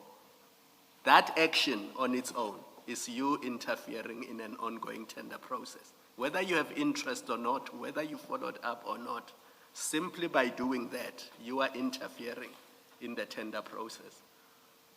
And you are doing so unlawfully. Sorry for interjecting. And if I may add, so let me put it in 2 ways. You are interfering in a tender process and you are doing so unlawfully. That's not true, Commissioner, because he requested this for me to send him this message, and I did as he has requested. Doesn't matter who requested you. Doesn't matter who requested you. The mere fact that you did that, you were interfering in a tender process and you were doing so unlawfully.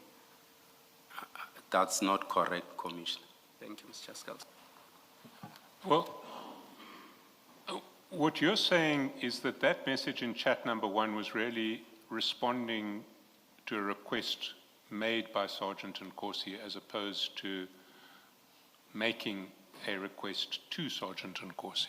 Is that what you're saying? That you were responding to his request, you weren't making any request to him? SC. That's not how he seems to have seen it, because his response is not thank you for responding to my request, it is done. In other words, I have done what you have requested me to do. We see that in chat 2 at 9:04. That's correct. So how does that square with your explanation that had just made a request to you to give you a list of companies assisted by NICO who could then be checked for compliance, and you just complied with his request. You weren't making any request to him. He has requested me, SC, because I think when he was responding here, he already told me that he wants to send a list to the CFO for the CFO, to assist him to check for compliance. So he was merely either indicating to me that he has done that already. It was not my list or my making this list, SC. There's then another call between the two of you at 9:04, and then you... Sorry, just before you move on. At this stage, bids had been submitted a long time ago, and as Mr. Shaskelson is saying, they were now ready for evaluation. Correct? Correct, Commissioner. And I'm sure you would agree that it is not proper to change the content of non-compliant bids to make them compliant, correct? Correct, Commissioner. I'm asking this to understand this idea that what was sought from the CFO was for him to confirm whether or not these bids were compliant. That's what Sergeant Nkosi informed me, Commissioner. Now, if bids had long closed and you accept that at that stage you cannot change a non-compliant bid and make it compliant, what purpose would the request to the CFO have served? I'm not abreast. Assuming, for example, that the answer from the CFO was these bids are non-compliant.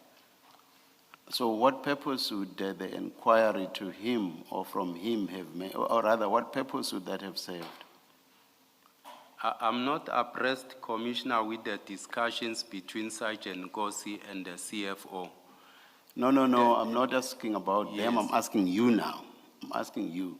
Would the inquiry have served any purpose at all? That's what the Sergeant Nkosi requested. No. Please answer my question. I'm asking it a third time now. Would it have served any purpose for the CFO to pronounce on the compliance or otherwise of these bids? I'm asking you. I'm not asking about their interaction. I don't think it might have served any purpose, Commissioner. Thank you. I will tell you that it would not have served any purpose. You've basically agreed in the last answer. Deputy Commissioner, what interest did you have in any one of these companies? I did not have any interest, Commissioner, in any one of these companies. Okay, that's my first question. What interest did you have in any one of them being appointed or being successful in the bid? I did not have any interest in any one of them to be appointed because I was not going to benefit or I'm not benefiting anything. Then explain why in your message you speak about our vehicles. Why do you refer to these companies as your vehicles, you being part of the people who own these vehicles or who are putting forward these vehicles? Okay. As I indicated, Commissioner, to say when I receive a message, I'll usually edit it and put a name. It came the message as find below our vehicle for land. Then I edited it, I put captain there to be given to forward to as he requested, then that's what I did on this message. So this came from where? From Nico. Oh, so Nico is the one that gave you this list Correct, Commissioner. for it to go to the CFO? No, he gave me the list, but because I knew that Sergeant Gossi requested that he wants to send it to the CFO, I edited the message Okay. according. I asked you earlier, who is Nico? And what was your answer to the question? I said Nico is someone who deals, with issues of assisting people with, either tender document or administrative work on other aspects. And when he says this is our vehicles, because you say that's Nico's language, when he says our vehicles, what did you understand him to be saying?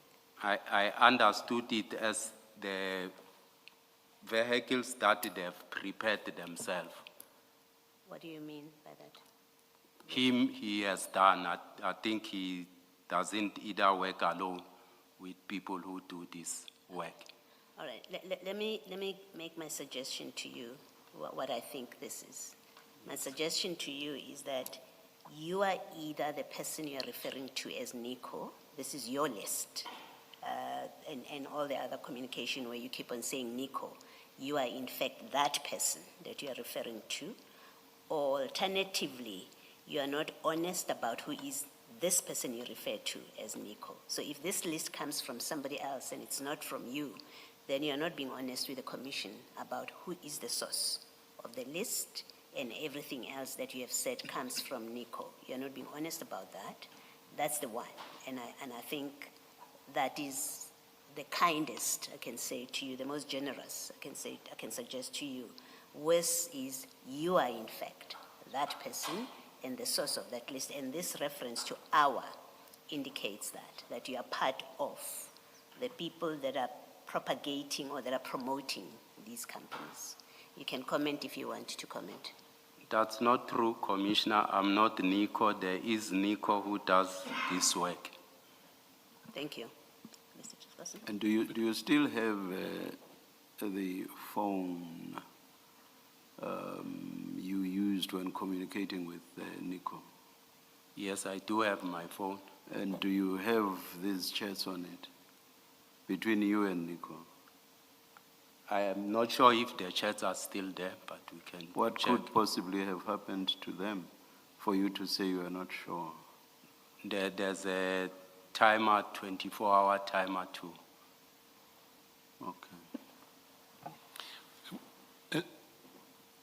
So if I understood your answers to Commissioner Baloy, you're saying that Nico came back to you with that list in chat number 1, saying, these are the companies that I prepared, that I assisted, and you should check them for compliance in this order.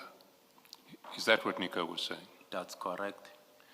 But how can that possibly be? Because earlier in the evening, Nico had said to you, I've given a mandate to Victor for these companies, and the companies that he lists in his mandate to Victor are the companies that we see at 525. Can you go to 525?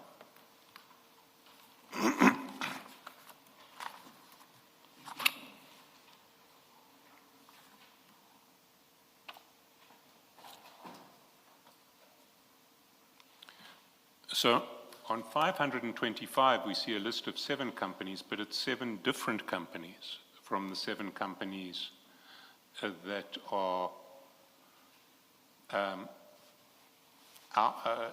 our vehicles for land to be given Kumpuetu in order of priority.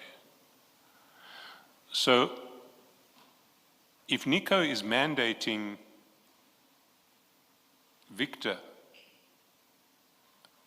to rig the tender in favor of 7 companies, why would he choose 7 companies that he had nothing, who he had not assisted in the bid? I'm not sure if he has also assisted these ones, I'm not sure.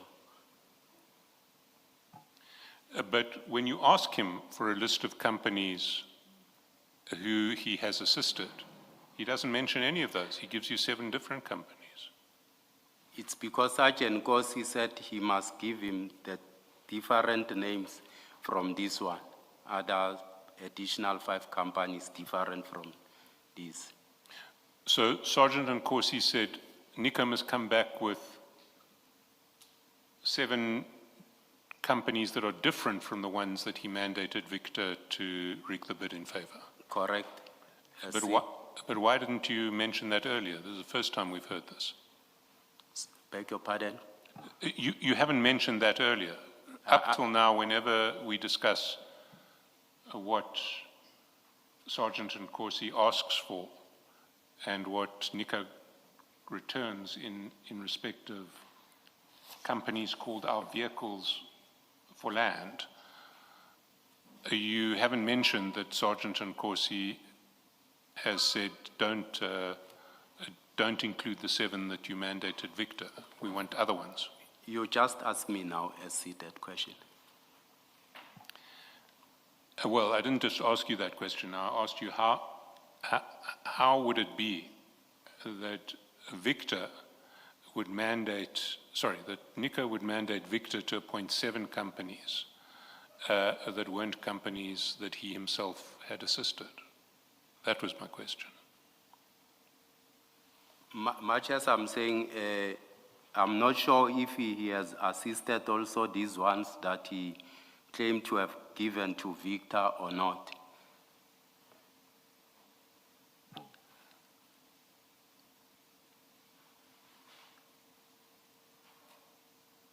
Then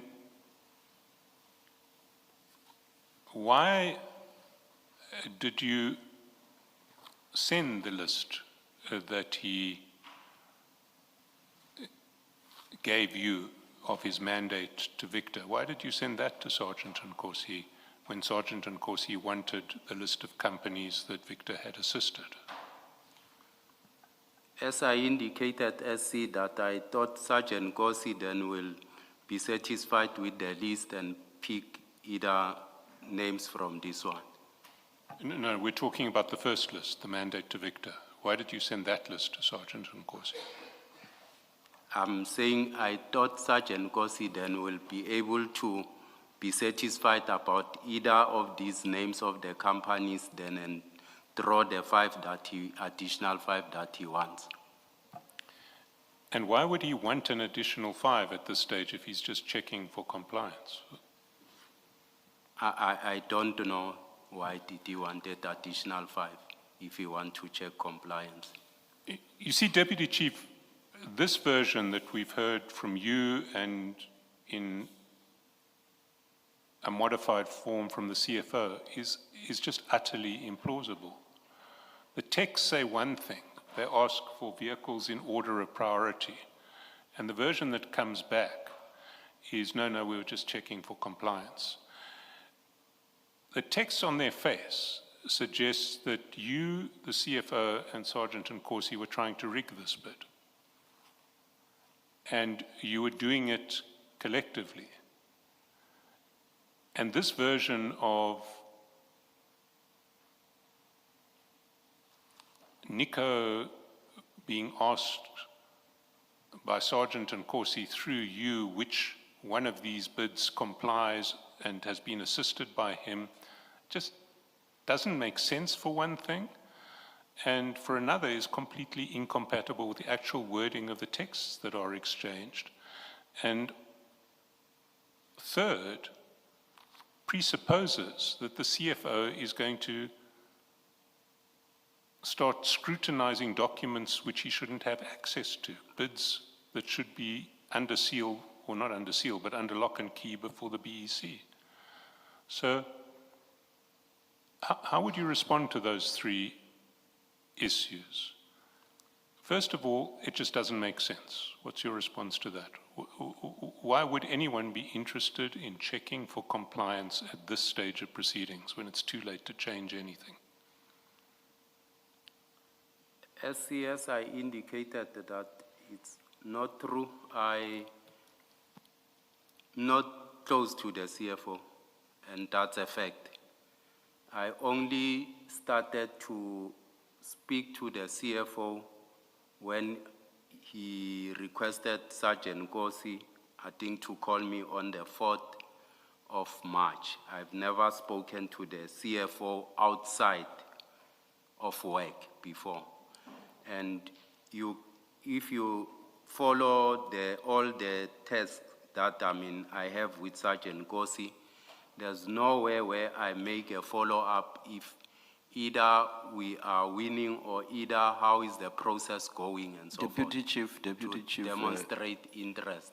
Deputy Chief, Mr. Shaskalsin is suggesting on 3 bases that you, the CFO, and Sergeant Gosi wanted to rig this tender process. Now he has gone back to deal with them, I believe, serially. Now he has gone back to the first one and is suggesting to you that, one, this does not make sense. So the lengthy explanation that you are giving does not address that. Do you agree that this does not make sense? As one of the bases which, when you put them together, show that the 3 of you wanted to rig the bid. So one, does this make sense? Commissioner, I'm trying to show him, to say my discussion with the CFO, if you can look at everything, was between, the 5th and the 6th of March only. And with regard to payments, the only discussion now is on the 25th of March. And you can't associate the two as if we have been throughout speaking with myself, I'm speaking with the CFO. I'm honest about it. That you are speaking through Sergeant Gosi, so you are speaking all the time. So that means nothing. You are speaking through Sergeant Gosi. And I think right at the beginning you agreed when Mr. Shaskalson started probing you. You agreed that you were basically talking to each other, but via Sergeant Gosi. So you are talking throughout. The fact that you may perhaps have spoken directly at a much, much later stage means nothing. It's not like we are speaking, Commissioner, about this process nor anything. I'm not speaking with the CFO. So the short answer is what you disagree that Yes. this does not make sense. Yes, Mr. Shaskalson? Let's look at your version, that this is all an attempt to establish which companies Nico's been helping and which of those companies are compliant. Now, my first proposition is that makes no sense. And why it makes no sense is that the bids closed on 2 October. And after 2 October, no one could lawfully change any of the bid documents. And if a bid document was compliant, it would go through the BAC. If it was not compliant, it would not go through the BAC. There's nothing that can be done 5 months later to change that outcome. So no one has any real interest in knowing that the bids are or are not compliant in March, when the bid closing date was the previous October. What's your answer to that? You are correct, as much as I'm saying, but that's the information that Sergeant Gosi gave me. So you see no logical purpose that Sergeant Nkosi, or no logical lawful purpose that Sergeant Nkosi could have in checking for compliance at this stage. You can't see any legitimate purpose. I agree with you much as I never even ask him what is happening or what's happening with these things.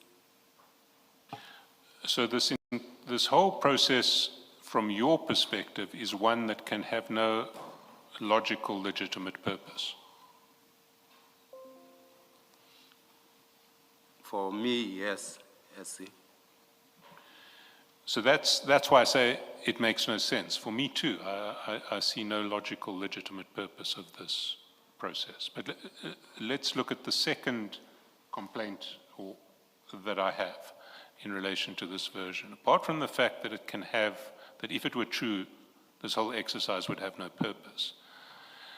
The version that you put forward is just not consistent with the texts.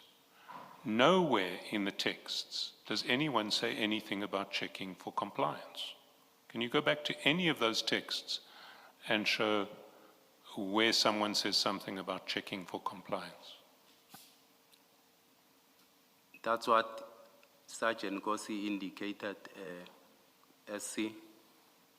Yes, but the texts don't say that. The texts say something different. They talk about our vehicles for land to be given ku'umfuetu in order of priority. And the earlier texts similarly convey a meaning of companies to be chosen for the land tender, not companies to be checked for compliance in relation to the bid requirements for the land tenure. I indicated earlier on that I edited the meeting, just included, because that's what he told me, he wants to send it to the CFO. Yes, but the wording you choose is wording that does not convey check these for compliance. It's wording that says these are companies to be given ku'umfuetu. Sorry, these are companies for land to be given ku'umfuetu in order of priority. So you're saying these are the companies that you must give to the CFO, and in this order of priority, the CFO must know that our priority is this sequence. SC, when the message came to me from Nico, it said, find below our vehicle for land in order of priority. Then I edited the message, I added captain, then I also added to be given to Mfowethu, because that's what Sergeant Gossi told me. But if this message did in fact come from Nico, why would Nico give you a list of priorities that didn't include any one of the companies that he had put on his list that he mandated Victor to give effect to and to rig the tender in favor of? How could that be? As I indicated, SC, that Sergeant Gossi requested that he give me other 5, different names. Yes, Sergeant Nkosi requested 5 other names, you say. Yes. When did Sergeant Nkosi request that? He requested it on the 25th, SC. You see, we see the first time that Sergeant Nkosi knows that Victor has mandated the 7 companies, that Nico has mandated the 7 companies that he gave to Victor is at 8:02 p.m. Yes. There's no communication between you and Sergeant Nkosi before you send him back a different list. There is. I called him. I think there's incoming calls that you could pick up and an outgoing call. So, well, to incoming call. Well, on WhatsApp there was no communication, either voice calls or messages. To us, voice calls. Well, there's no WhatsApp voice call between 8:02 when you send Nico's mandate to Victor and 9:03 when you send our vehicles for land. There is the one, Chair, on 440 on top, if you can look at it. Sorry, when? Page 440. Yes, but you've already, let's go back. Let's go to 439, Yes, chat 5. 439. Chat 5, you have it? Yes, we spoke. No, you didn't speak. That is a text message that you send attaching Nico's mandate to Victor. That's at 8:02 p.m. You see it in chat number 5 on 339. Yes, And then the very next communication is chat number 1 on 440. That's at 9:03.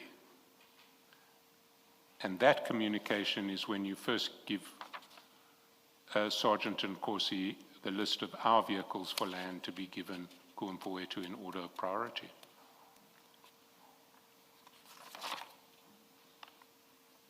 yes, So there's no voice call or text message in between those two messages. So how did Sergeant Nkosi convey to you that he wanted another 7 companies? we spoke, SC, either it might have been in a straight call, but we spoke. So you're saying it would have been on a cell phone call that Yes. wasn't a WhatsApp call. Yes, either we spoke on a cell phone call. So if we requisition your cell phone records, we will find a call between you and Sergeant Nkosi between 8:02 p.m. and 9:03 p.m. on 25 March. That's correct. And will you accept that if we do that and find no call, then this version is false? Yes, I will accept. We'll do that and we'll have it ready by Monday. But you say, Sergeant Nkosi, in this cell phone call between 8:02 and 9:03 said, send me another list. And so there should be a call between you and Sergeant Nkosi, and there should also be a call between you and Nico, because you'd have had to go back to Nico to get the other list. We spoke, yes, through And messages. would that also have been on a cell phone? It might be as on a WhatsApp calls. Yes. And do you have a log of your WhatsApp calls? I'm not sure if I still have them. Well, would you make your phone available to us just after proceedings today to look at the log of your calls to Nico? You can have it. Thank you.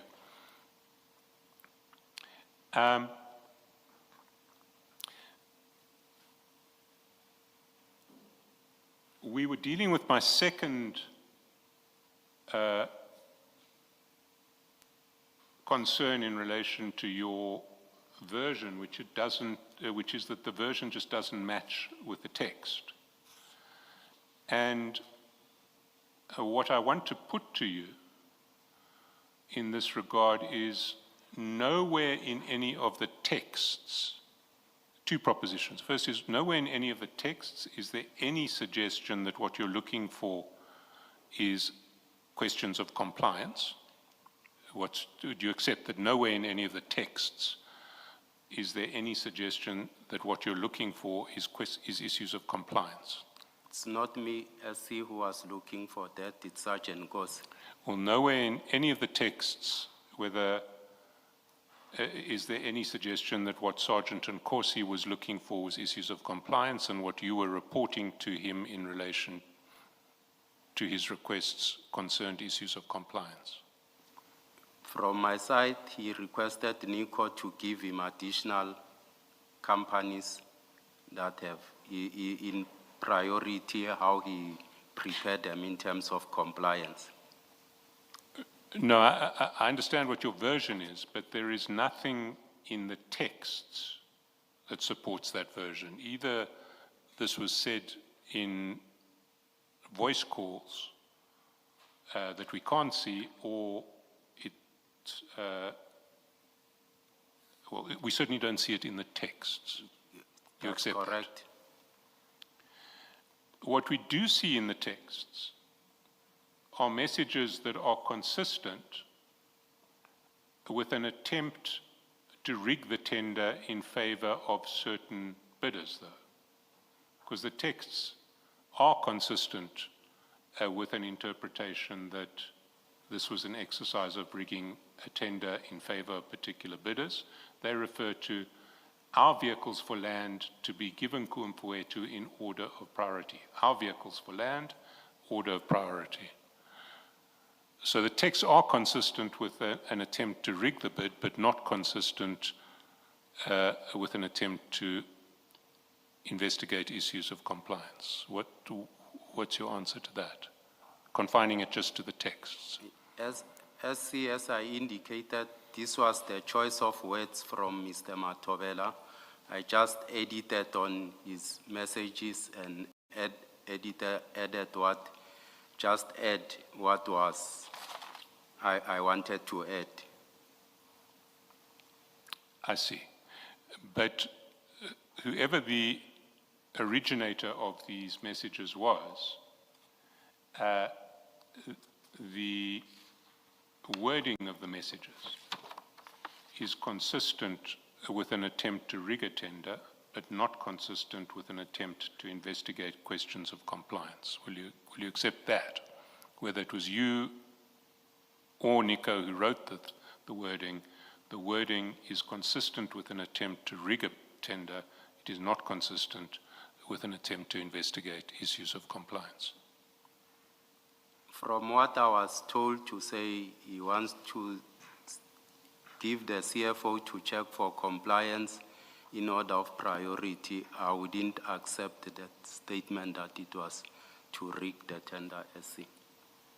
But if you accept that at this point, there could not be any checking of compliance that is useful or that serves a useful purpose, because that the ship has sailed. Now this is before the BEC, and compliance could not be checked by the CFO. If you accept that is so, which I thought you did accept earlier, then the purpose could not have been, it's reasonable to say the purpose of distributing this list could not have been to check for compliance. Unless you say the CFO could, you believed that the CFO could check for compliance. If you don't say that, then you must accept, firstly, that there was no purpose to this list being distributed for compliance, and therefore it must have been distributed for something else, other purpose. And Mr. Chaskalson is suggesting what I think is the only possible explanation. It is to rig the bid. Commissioner, it might have been that possibility, but I can't confirm because it was Sergeant Scorsese request. Yeah, but you're assisting in it. When you distribute it, you know that compliance can still be checked at this point. If I expect that you know that. That at the time that Sergeant Ngosi asks for the list and you give it to him, you know that compliance cannot be checked. Then the question, it won't make a difference because it can be checked for compliance at this stage by Mfowethu. You know that. Then you yourself must be distributing it or sharing it with Ngosi for a different purpose other than checking compliance, because you know compliance cannot be checked at this point. He has asked for it, commissioners. It's not me who's distributing it. That's what he requested. And I'm not privy to Sergeant Scorsese's discussions with the CFO. You are distributing it to him. You're giving it to Ngosi. And you're telling us that you're giving it to him so that, because he said to you, we want to check for compliance. We want the CFO to check for compliance. So you are distributing it. This is not a word play, a play on words. It's not that. It is conduct. You are distributing the list wherever you got it from, whether it's from Nico in the way you say it, or as I suggest, might have been the case, is it is your list or you got it from somebody else. You are distributing it to Nkosi. Your explanation is Nkosi asked for a list. So you distribute the list. And what I'm suggesting to you, or what I'm putting to you, is you could not have believed that this list was going to be used to check compliance because you know the tender process at that stage. So you did not believe that because you either knew the true purpose of the list or in your own reasoning, you knew this cannot be to check compliance because the ship has sailed. Or a third alternative, in fact, is you knew it would be to check for compliance because you know that the CFO Mfowethu has a way of dealing with this. I don't agree, Commissioner. Okay, thank you. Well, Commissioner Baloy has essentially touched on my third reason why this is this version of yourself and the CFO and to a less, and Sergeant Nkosi is utterly implausible, which is that the CFO has no access, has no lawful access to the documents at this stage. He has no lawful access to the documents until the BEC has finished its business and made a recommendation. You know that, because he's not a member of the BEC. I know that. So, first, questions of compliance are in fact at this stage essentially irrelevant to anything that can be changed. The bid closed on the 2nd of October. It's not possible to cure non-compliance at this stage. You accept that? I accept that, SC. So there can be no legitimate reason for wanting to know whether something is or isn't compliant. You can't fix it. It's too late.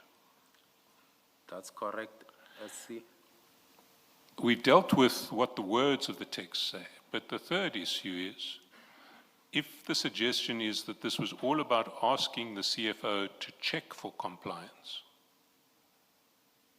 he couldn't lawfully check for compliance.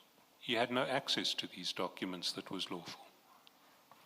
Do you accept that? I accept it.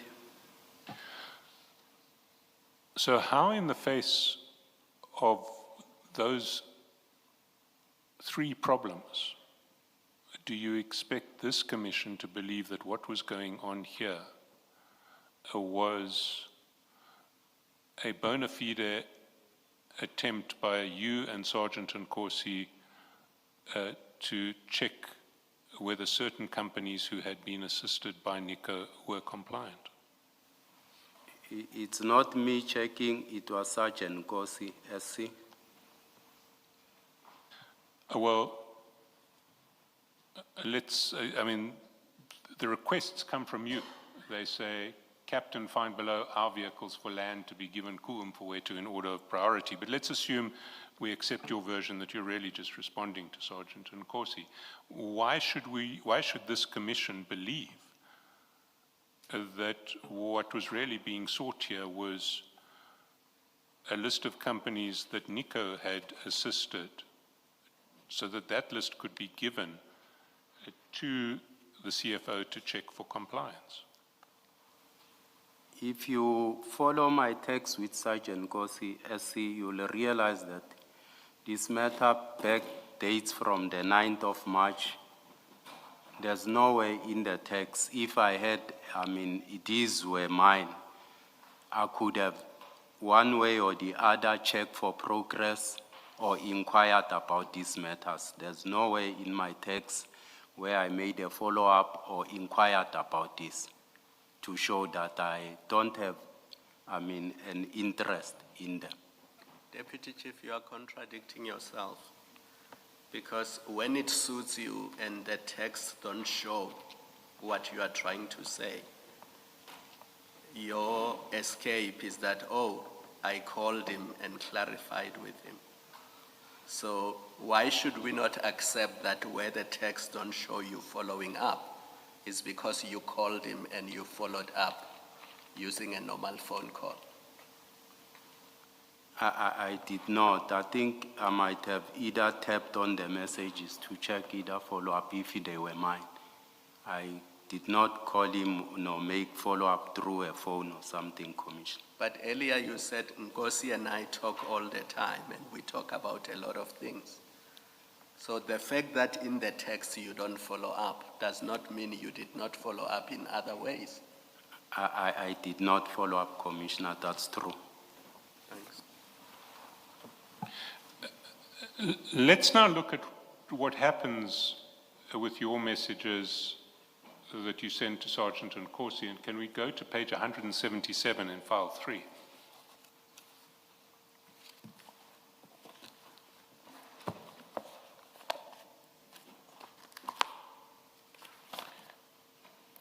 And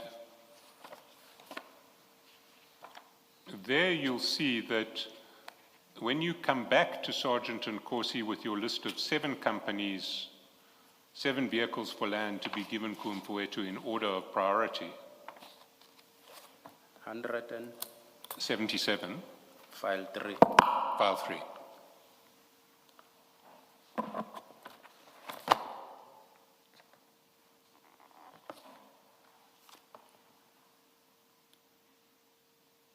You recall that the first list that you sent to Sergeant Nkosi had only 6 names on it, and then there was a voice call, then you sent him a revised list with the 7th name, Shumile Security Service, added.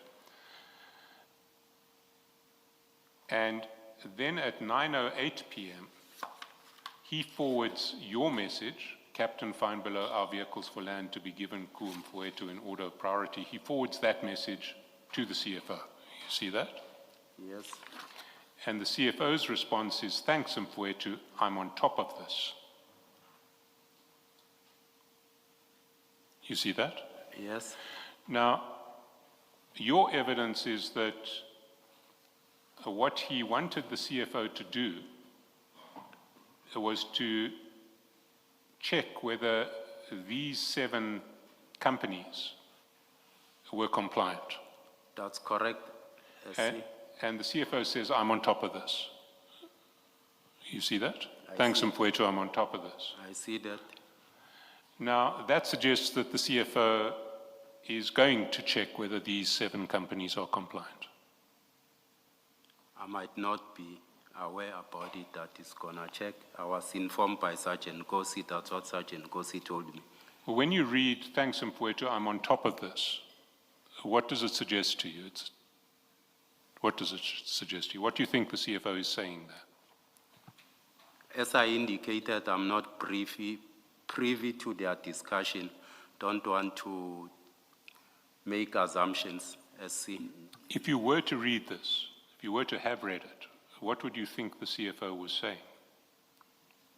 How do you understand, thanks, Mfwetu, I'm on top of this? I don't want to comment on that. No, Deputy Chief. You can think. All the question requires of you is your understanding of this response. Even assuming that you did not think of it at any other stage, or maybe even if you were to say, no, I had never had sight of this before. But as you read it now, what do you think it means? Surely you can think, and I don't mean this as an insult, but it's just that I don't understand your response, Deputy Chief. What do you think this means as you're looking at it now?